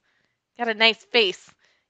Do you want a cookie?" He's like, somebody get this guy Yeah. a cookie. Like, she is just so adamant about making sure that he is comfortable. And we need more of that. We need more people looking out for Todd. Lord knows fucking BoJack doesn't. I mean, he does in his own right, but like, I love again, that in little his own shade there right, for because love that's the that. only standard we can hold people to is like their own level of consciousness, and we can choose to be a part of it or we can choose to walk away. But yeah, so Todd is better realized in this season. It's an underrated episode, but I fucking love the Oh, episode yeah. Chickens, because that's where Kelsey Jennings' daughter, where Todd, Irving. Diane, and thank you, go on this insane thing involving chickens and the This is police, when we which meet Meow Meow again Fuzzy sounds Face. He is insane the as a lead subplot, and yet detective for the LAPD. He's a cat, right? And he's a loose cannon. yeah, yes, he's a In cat. this episode, they do a whole thing. They're like, is he a loose cannon or a Hunter? Help me out, I'm blanking. What was the other thing that we're son of a bitch. So the I'm precinct blanking. I'm spends like so sorry, much but I know you're time talking figuring about. out if Yeah, Meow Meow Fuzzy Face is a loose cannon or I don't know, some other kind of fucking cop. What other kind of cops are there other than the ones who kill fucking black people? But we won't get into that right now. That's a I whole mean, yeah, fucking episode in and of itself. that's a Fuck you, thing. Derek Chauvin. Yeah, yeah, it is. Anyway, so the Agreed. whole episode is Todd is helping this fugitive chicken. Oh, and here's another episode where fucking the writers just killed it on the public, the media, advertising, factory farming. So they have chickens as, personified as Yeah, people in the show, as humans. And then there's also this chicken for days factory farm. And there's a little chicken on TV on their ads. They're like, well, what's the difference between us chickens and eating chickens? And he's like, well, son, you know, chickens from when they're born are injected with hormones, and that's how you know those are the chickens for eating. And they just bring up the cruelty of factory farming and how it's a whole goddamn thing. But Todd gets in the middle of it and saves one of these factory farm chickens and is avoiding the police, and it's a really good episode, guys. it's it's amazing how casually they bring it up, and just as the episode goes on, you go, "Oh, Yeah, this is where because it you're doesn't going," take and away it's from the really well plot. executed. It I mean, doesn't not take away super. from Todd. The underlying issue is Todd is like, what's my purpose? What do I do every day? And then he gets an opportunity to help a fugitive chicken escape from this factory farm. And so there's that cutaway. And then in the same episode, Diane ends up helping Todd because she catches him with this fugitive chicken. She's like, "Oh my god, what are you doing?" And he's like, "Don't you ever," and she's, inclined to be like, turn yourself in, like get rid of this chicken. This'll help all your problems go away. She's inclined to quote unquote do the right thing, and he's like, "Don't you feel like you're just doing the wrong thing by doing the right thing? What about your underlying purpose?" And that's something that Diane has struggled with since episode fucking 1, you guys. Like, she she's just as adrift. And so when she Yeah, gets you're the not opportunity wrong. to like do what feels right, yeah, she helps Todd out with this fugitive chicken. And it's great.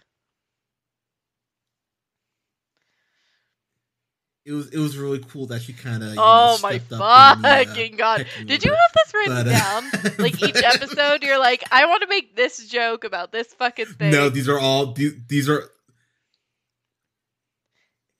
I'm hand to going in God. These are raw. all I off the don't even top. have any I fucking promise notes. I these are took them. I all just genuinely off the top. they're around here somewhere. So kudos. Kudos. No, I got you. But okay, so we have to talk about the Wasn't it second episode I really chickens? wanted to address. And Fuck. no, Going actually, off the this so rails. this is for me. This is for me top. Hmm. This is for me top Oh my 5 episodes god. of the whole season, Okay. and we'll get to our final thoughts after this. Oh my Escape from god. LA is such a Yep. kick in the balls. It is one of the most heartbreaking. So Love you, I Leia. started watching this with my partner, and so it was Miss you. love you, Leia, love you, baby. But it was one of those things where I started the show. I think I was a season in, and she even asked me like, 11. "What episode are you on?" I'm like, "Oh, I'm like season 2, 11. episode. I think I was on chickens or something like that." And so she went, "Okay," and I think she caught up within like a day or Good for two, and she fucking was like, "All right, her. cool, I'm caught up." Atta I'm like, "Sweet." girl. So we were watching Escape from L. Atta fucking Oh yeah, girl, no, dude. oh yeah, She's no, amazing. she's really great at binging shit when she needs to, but he really is. But we're watching the Escape from LA episode together, and BoJack basically has a mental breakdown, leaves Secretariat, and goes to New Mexico. Now, it Herb was oh Kazaz's. god, So she she was, was a friend of yeah, she was Herb Kazaz's girlfriend at the she time was in the dating early him, right? Or was 80s she where married? Herb got discovered. BoJack gets his first shot at fame. And the girlfriend, her name is Charlotte. She's a deer. And in in the episode flashback, she leaves LA. She walks away from it. She's like, this town is really superficial and I see more than that. So she's introduced originally in the first season during BoJack's bender in his subconscious mind. She's like, "Why don't you run away with me to Maine? Come to Maine." And he plays out this whole life in his head with her in his drug trip where they have a daughter and her name's Harper and they live in Maine and they have this beautiful life. And when he's old in that life, he's like, "What are you thinking about, honey?" to Charlotte, the dear, the ex-girlfriend of Herb Kazaz, who he goes to see in New Mexico. She goes, "Oh, I'm just thinking how great it could have been if you had chosen this life." And then we see her again at Herb's funeral in season 2 because he died, having cancer. It's this whole thing. And after he and Wanda break up in season 2, he's he's completely without direction. He's like, I don't know what to do. This movie is falling apart. My relationship is falling apart. And Diane's like, well, let me ask, when was the last time you were happy? And he was like, oh, it was 30 years ago when I was fucking around with Herb and his girlfriend. Herb's dead. So he drives to where the ex girlfriend lives in New Mexico, just shows up out of the blue, drives overnight. She comments, she's like, you look like shit. And yeah, and she brings him to her Yeah, home in New she's Mexico not where she's wrong. married. She has 2 children. And Bojack's completely taken aback. He's like, oh, I wasn't expecting a husband and kids. What was he expecting? We don't know. Probably someone to fucking nurture him and feel sorry for him, take care of him, and fix all his issues and take him back to a time where he was actually happy. What ends up happening, you guys, is he ends up Yeah, he lives at this woman's house. Yeah, and he makes 2 friends with the months. whole family, but he ends up in a twist. What? Oh, whoa! Let's save it. Let's build up to that All right. because Well, I which wanna bit? save that bit. Okay, you go. You go. You go. But so okay, so he's living there for 2 months. Princess Carolyn, God bless her, And he is could be about to have a sued, hernia by the because way, for BoJack breach of won't come back to contract for fucking not LA. showing up for his I film, his job.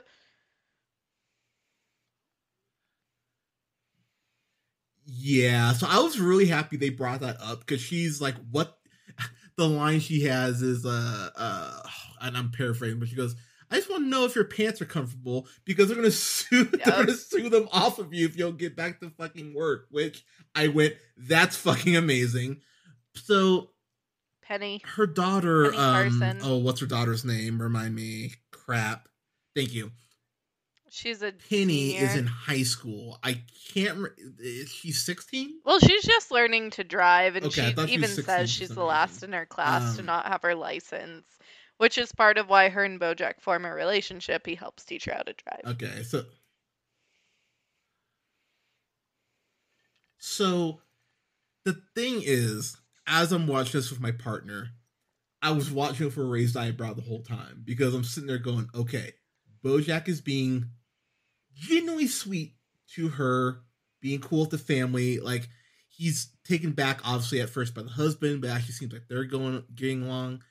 But the show was the show. At some point, you're sitting there going, okay, the bottom's gonna fall out at some point. It's just an issue of how it's gonna fall out. And so Penny is really Diego. infatuated with this one guy. Why do I know I this? can't remember what his name is. Thank you. But I was gonna say I just Carlos. don't know why I Second know guess was this. Diego. Like, I'd just like to point out. But thank you. but brava. But she doesn't have anyone to take her to prom. So BoJack goes, This okay, is what I'll I was take gonna you to prom. spoil, I'm like, by the way. okay, like, again, sweet gesture. Yeah, that's exactly why I stopped you because I wanted to build up to this. So He it's going says good. good. It's going Well, good? Jesus. Question mark. It's going. It's not fucking weird yet, basically. So yeah. It's not. And until They he okay. gets them They booze, already which is had where I booze. went, Okay, so they start off the hey, night. why are you It's doing? Penny, her best friend, her best friend's date, Pete Repeat, and BoJack. And her friend whips out a Yeah. flask and he's like, responsible adult over here, hand me that. He's like, ugh, Red Bull vodka, you're gonna get a stomach ache. He empties out her flask and fills it with bourbon and water. He's like, drink this, you won't get as drunk as fast, won't have a hangover, whatever it is he says. Yeah. And But then then, so you get to prom, things are going all right, and then they end up leaving prom because BoJack tries to have everyone do this dance, which I'm so happy they addressed that shit. Not everyone just went, "Oh, we're gonna listen to this old horse and do this fucking dance." I was very happy the show didn't just go, "Yep, let's have the kids do the dance," because yeah, fuck that. So they end up like out in the they middle of tie nowhere, and they glow set this like sticks to lantern balloons and they type let thing them off, and out across the desert. So you're in the Red Rock. You that's what can it is. They see do. the stars. They climb up the water tower. It's pretty fucking picturesque. So you have this naive high school girl with this older It is. man having the night of her life because she's finally swept away from her infatuation with Diego, who was a dick and didn't take her to prom after leading her on for months. That's why BoJack came into the picture. So now she's like, she's, looking at the scenery and she's like, I never got a chance to dance at my prom. And BoJack steps in, being the ever opportune. Well, no, he was doing it out of good at that point. He was like, yeah, it was still wholesome at this point. He was like, "Well, I think you at want to that point it was still dance?" good And so intention. they're dancing, and it's Yeah, a really sweet scene, and you can tell to BoJack what it feels in that moment is it feels like he's almost doing something nice for like a little sister. Or and then yeah, and then and then yeah, I'll say that. And then they get back to the house, well, wait, before they get and back to the he's house, talking the to Charlotte, friend has and alcohol poisoning. They're freaking Oh, out. that's They interrupt right. Penny and Yeah. BoJack's dance. They're like, "You guys, we don't know Yeah. what to do. She's not waking up." So BoJack orchestrates them going to the ER and just dropping the two friends off and him and Penny dip because he didn't want to get in trouble. He's like, it just looks bad if there's an adult with minors. You get the idea. I'm just going to leave. You're going to say you don't know where she got the booze. Like, he totally just bails out on any responsibility. So him and Penny head home, and Penny's fucked up, you guys. She's like, did we do the right thing back there? Yeah. And he's like, yeah, of course we did. Yeah. And that's which is just such a horrible message, which is why I was like, dude, why did you give him the booze in the Yeah, first but fucking it's place? You should have BoJack. just poured that shit out. But yeah. And so we get to the point where he goes and talks to Charlotte. And again, because Charlotte has listened to him, Oh, she's and let Charlotte's him stay husband is at out their of town. place and Or all this. sleeping? One of them. Sleeping. Yeah, no, he's sleeping because she makes a comment that he's right downstairs. And BoJack, in the most inappropriate way, goes ahead and goes down this road down memory lane with her and kisses her, which again he should not have done, and does the whole thing that he normally does of, I love you. Let's just get up and leave together. Which I'm like, Jesus He Christ, doesn't dude, know like how to calm down. He acts calm the fuck down. purely on Like, goddamn, impulse. How the fuck ever? I Split know he reaction. doesn't. It's just like, and so she tells him that I can't have you around anymore. Well, You I make mean, me he's sad. begging her to leave Which, her family, and ouch. she's like, hey, why the fuck do you just get to show up after I have worked so hard to build my family? And she's like, no, you make me too sad. And I never understood the gravity of that until I watched the series like a number of times. um, he's still the same. It's 30 years later and she's moved on and he's still living in the 80s. He's stunted. It's hard to watch. He was a big part in her Yeah. life and he's gone. He's stuck there. And so, she flat out says like you need to peace out. And he goes, okay.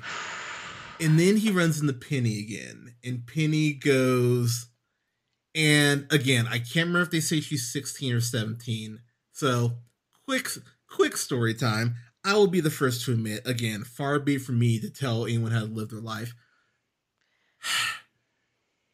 You don't know what you're doing at 16. You I hooked up barely with know a what you're doing at 30-year-old when I 21. was Like, if you, 15 like, because I it, thought that was the right thing to do. I was living like my dad was basically a bachelor. It was this weird fucking situation. It was very similar to fucking BoJack. Now that I look back on it, his fucking alcoholic roommate my dad had that we worked together at a restaurant, and they like took on this. He called me little sis Hunter, and later preyed on me. Yeah, dude. Yeah, dude. Like oh, 15. And so this particular fuck. scene where Penny they run into each other and she's like, the legal age of consent in New Mexico, the state they're in, she's like, is this? I know how to use a condom. I can put one on with my mouth. And even BoJack, he's like, the fuck? Your mouth? What are they teaching you in this school? Yeah, he's like, Yeah, he's like, what? He's like, what? Yeah, which the moment he said that, I went, dude, red and flag. Nice to originally, meet you. Like, he, turn okay, the so here's the fuck away. thing. And to He his, tells her, he's like, go to bed, Penny. And he goes to his room. But here's the thing, guys. He leaves the bedroom door open. He tells this young girl, right? He tells this young girl, go to bed which he should not. while leaving his door open. What kind of message is that sending? A very bad one. And the thing is, the way this scene breaks down, the glow stick blimp or whatever, it it it comes into their yard and Charlotte sees it, and the way it's animated, the way it's shot, you get this third person point of view. The score Yeah, ramps the up a little score bit. It's really shot like a changes. horror film, Um, and yeah. and and in the first Aren't time we I'm watching all? this with Aren't Alea, we I'm sitting all? there going, dude. I'm like, no, like I was pulling a. I was pulling the Shia LaBeouf in a good way. I was going, no, no, no, no, no. I was doing that shit. I'm like, for the love of God, Yeah. dude. And so Charlotte walks in, Well, no, and before she BoJack's on the walks in, bed, and she's Penny's on walking the up to bed, his room, and and all of a Charlotte, sudden right? you hear like this clank, clank, clank, and then you hear it shh, shh, shh, shh, shh.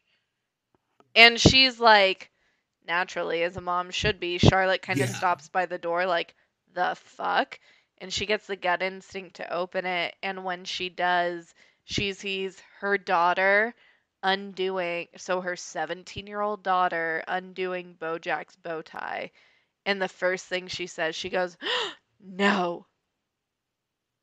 And it's this haunting. Oh, by the way, yeah. Olivia Wilde Which is the appropriate is reaction. Charlotte, and she fucking kills it. This is not like her last time in the She series. crushes it. Yeah. I mean, you would think, but it gets Nope. better. To quote my favorite comedian, I'm new in town and it gets worse. So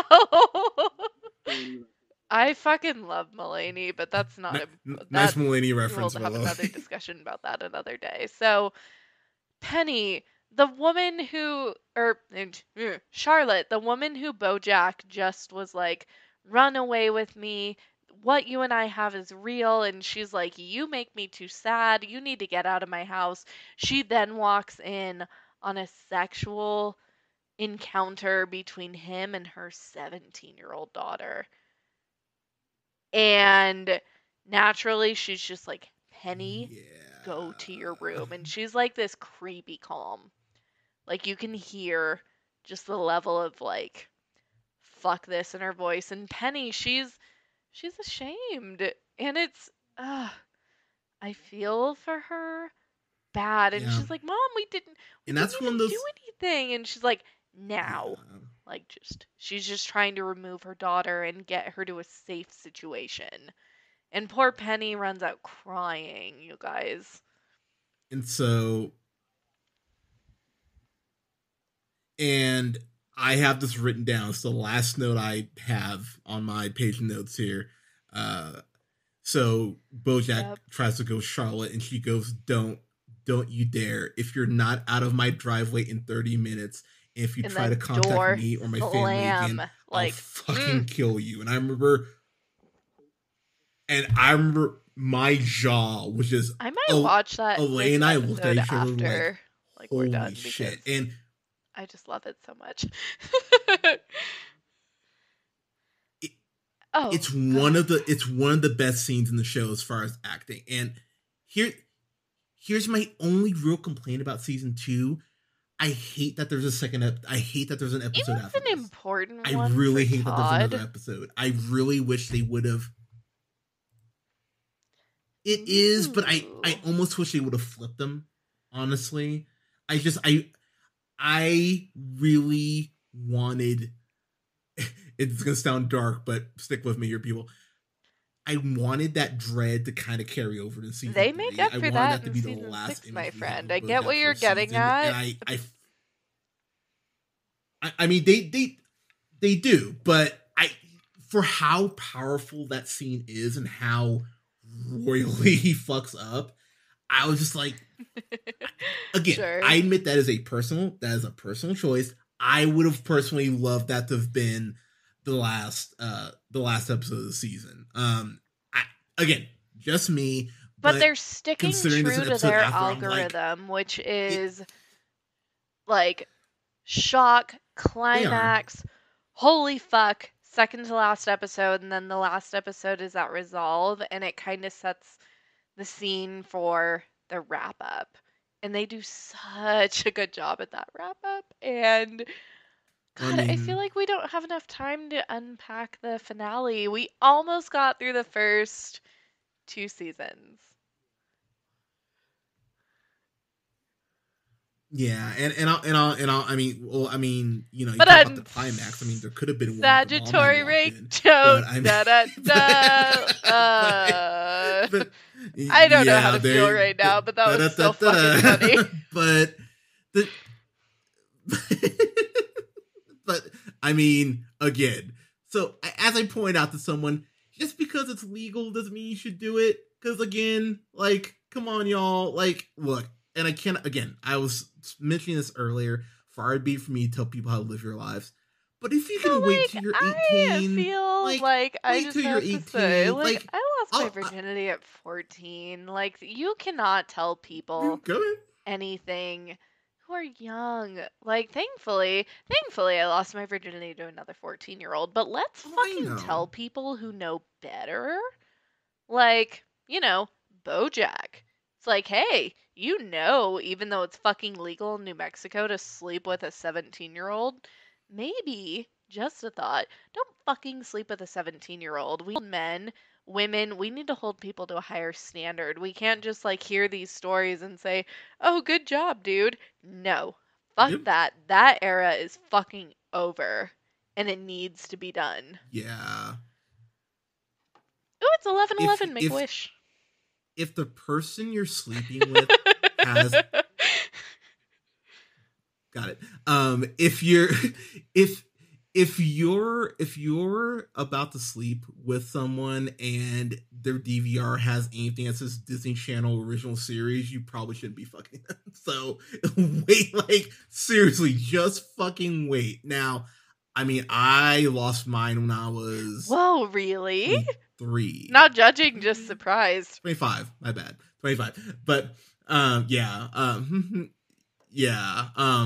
I'll be real. I could not have handled sex I at mean, 15. you I don't. couldn't You handle just that at 18, fucking. to be honest. So when We'll take this so conversation uh, offline.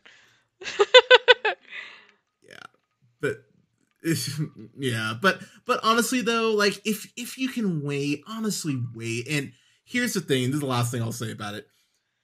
Don't build it up in your head, but at the same time, don't give the shit away. Like, have some respect for yourself and do it when you want to do it. Like, because the people who say, "Oh, I'm fucking all the time" in high school, probably lying. So, like, just Do you go have a lot of ahead viewers and under the take your age of time with it. 18 that we need That's to something you like need to call get that over out with. to in All this right. episode? With that said, That's more me being curious. I I I You don't know, we believe should so, do. but We should do a honestly, like, segment who about knows who will fucking find this? rapeologists in But the media. So you and I can just have an entire episode on that and talk to social issues. And we can talk. Oh my God. oh my gosh, I don't We'll even know take how this to wrap conversation this. offline. We'll take this That conversation would, offline. oh But you god, do guys, you want to do I and Hunter, I am just so grateful that I got to have this but conversation with you. I am honored that my opinion mattered enough about this quote unquote dumb cartoon that I'm so passionate oh, about. Thank absolutely. you for one, listening to me and being able to watch the show. I'm so glad you had a connection with it. I'm so glad you welcomed me here to talk about it with you. Like, I can't wait to review the next couple of seasons. For those who are still listening, thank you for dealing with my rambling. So so to be fair, oh my gosh, no, you're fine. So to be fair, I think it's only fair, real quick, to talk about the finale. Todd becomes a part of an improv group, which is a lot funnier than I actually thought it was going to be, because Me. there's a lot of, like, if you're a drama or a theater I kid, they take a graduated lot of honors shots at thespian improv. in Yeah, high myself school, Hunter. included. Did you know that I about found me? myself I going. have been okay, so from the time I was in second grade to my senior year I of did high not school, know I was that. in at least two plays a year, sometimes three. Like, I played Juliet in my school play of Romeo and Juliet. Like, I've got some acting under my belt, and to see this cutaway of Todd being picked up by an improv group, and they do a lot of comparisons of improv to Scientology. So there's this running joke throughout. They're like, no, it's not. Scientology is not a cult. That's improv. And oh man, I'm going to rewatch that episode so we can talk about that for seasons 3 and 4. That's amazing. It's quite hilarious because I mean, and let's be clear, the only difference between They're all a fucking cult. most religions are a cult. I mean, even Christianity. Sorry, but but so like people, the only reason Scientology is actually I was gonna say Scientology gets rid of people, but now I just thought about Christianity. Anyways, but I love this episode because Todd does get his own thing, and BoJack does have to. And Todd, I think it's the episode prior. No, it's not the episode prior. I think it's a couple episode 10. Yes, and he asked BoJack, like, dude, I'm kind of premiering tonight. It'd be real. Yeah, cool, he doesn't because like, he runs away to New Mexico because his relationship falls apart and he just bails. And again, he's not thinking about Todd. He never thinks about Todd other than how Todd can serve his need of feeling less alone and less shitty. That's just how it be. True. But I love that there's this scene in the finale where the guy who the head of the whole improv group goes ahead and walks Todd to his chamber. Thank you. Yeah. He walks Todd to his room, his chambers, and it's just a bucket in the corner of the room and like a pissy mattress, and he tells him, "Oh, you can improv using the power of improv. You can make this room to whatever you want." I went, "My God, that is there's a whole documentary about that." Anyway, we'll unpack that later.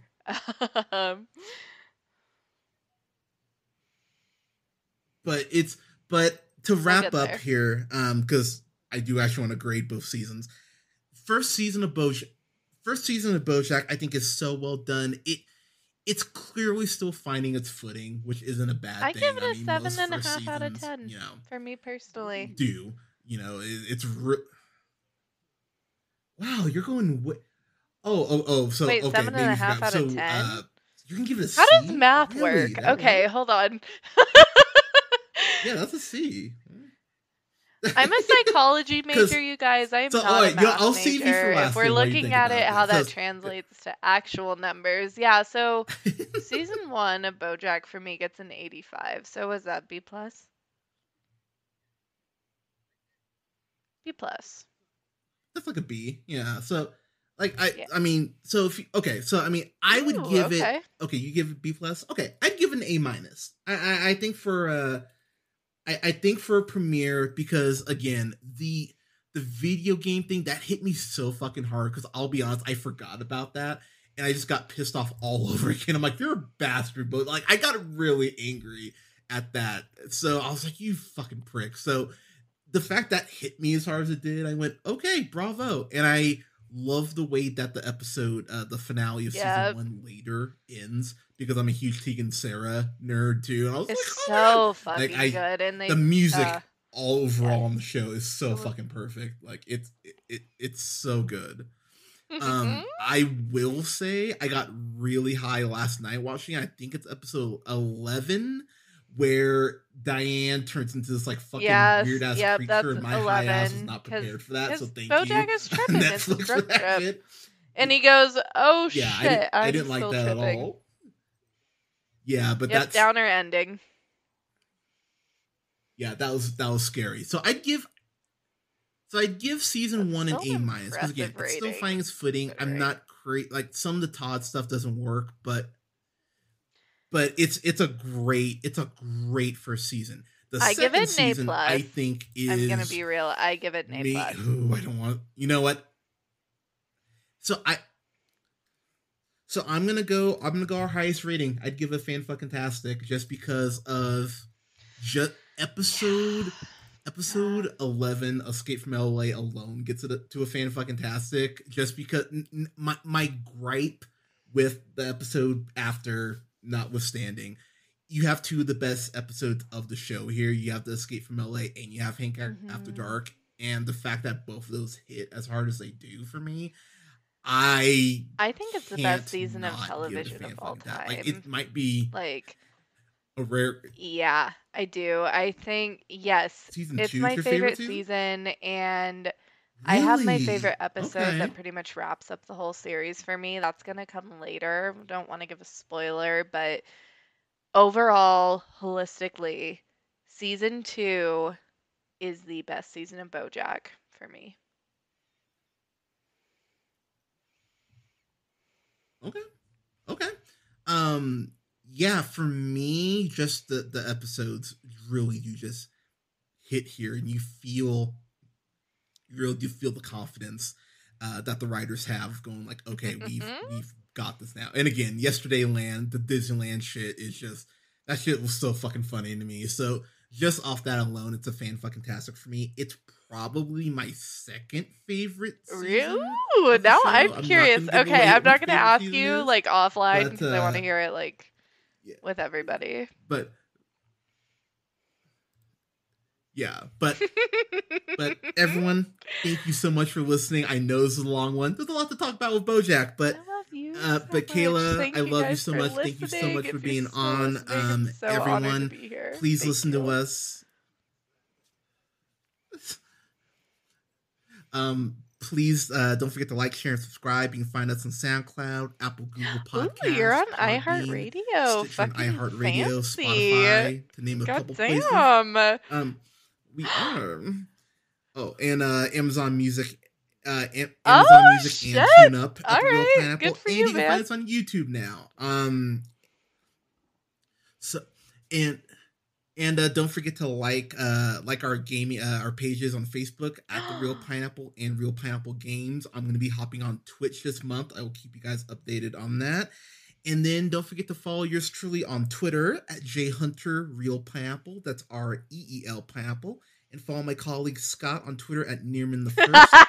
Everyone will have reviews up here. Actually, I don't know when I'm going to post this, so I'm not going to say what I'm going to have reviews up for, but we'll have more reviews coming your way. Thank you so much, Love everyone. you, Stay safe, get your vaccine, wear a mask, and we'll talk to you soon.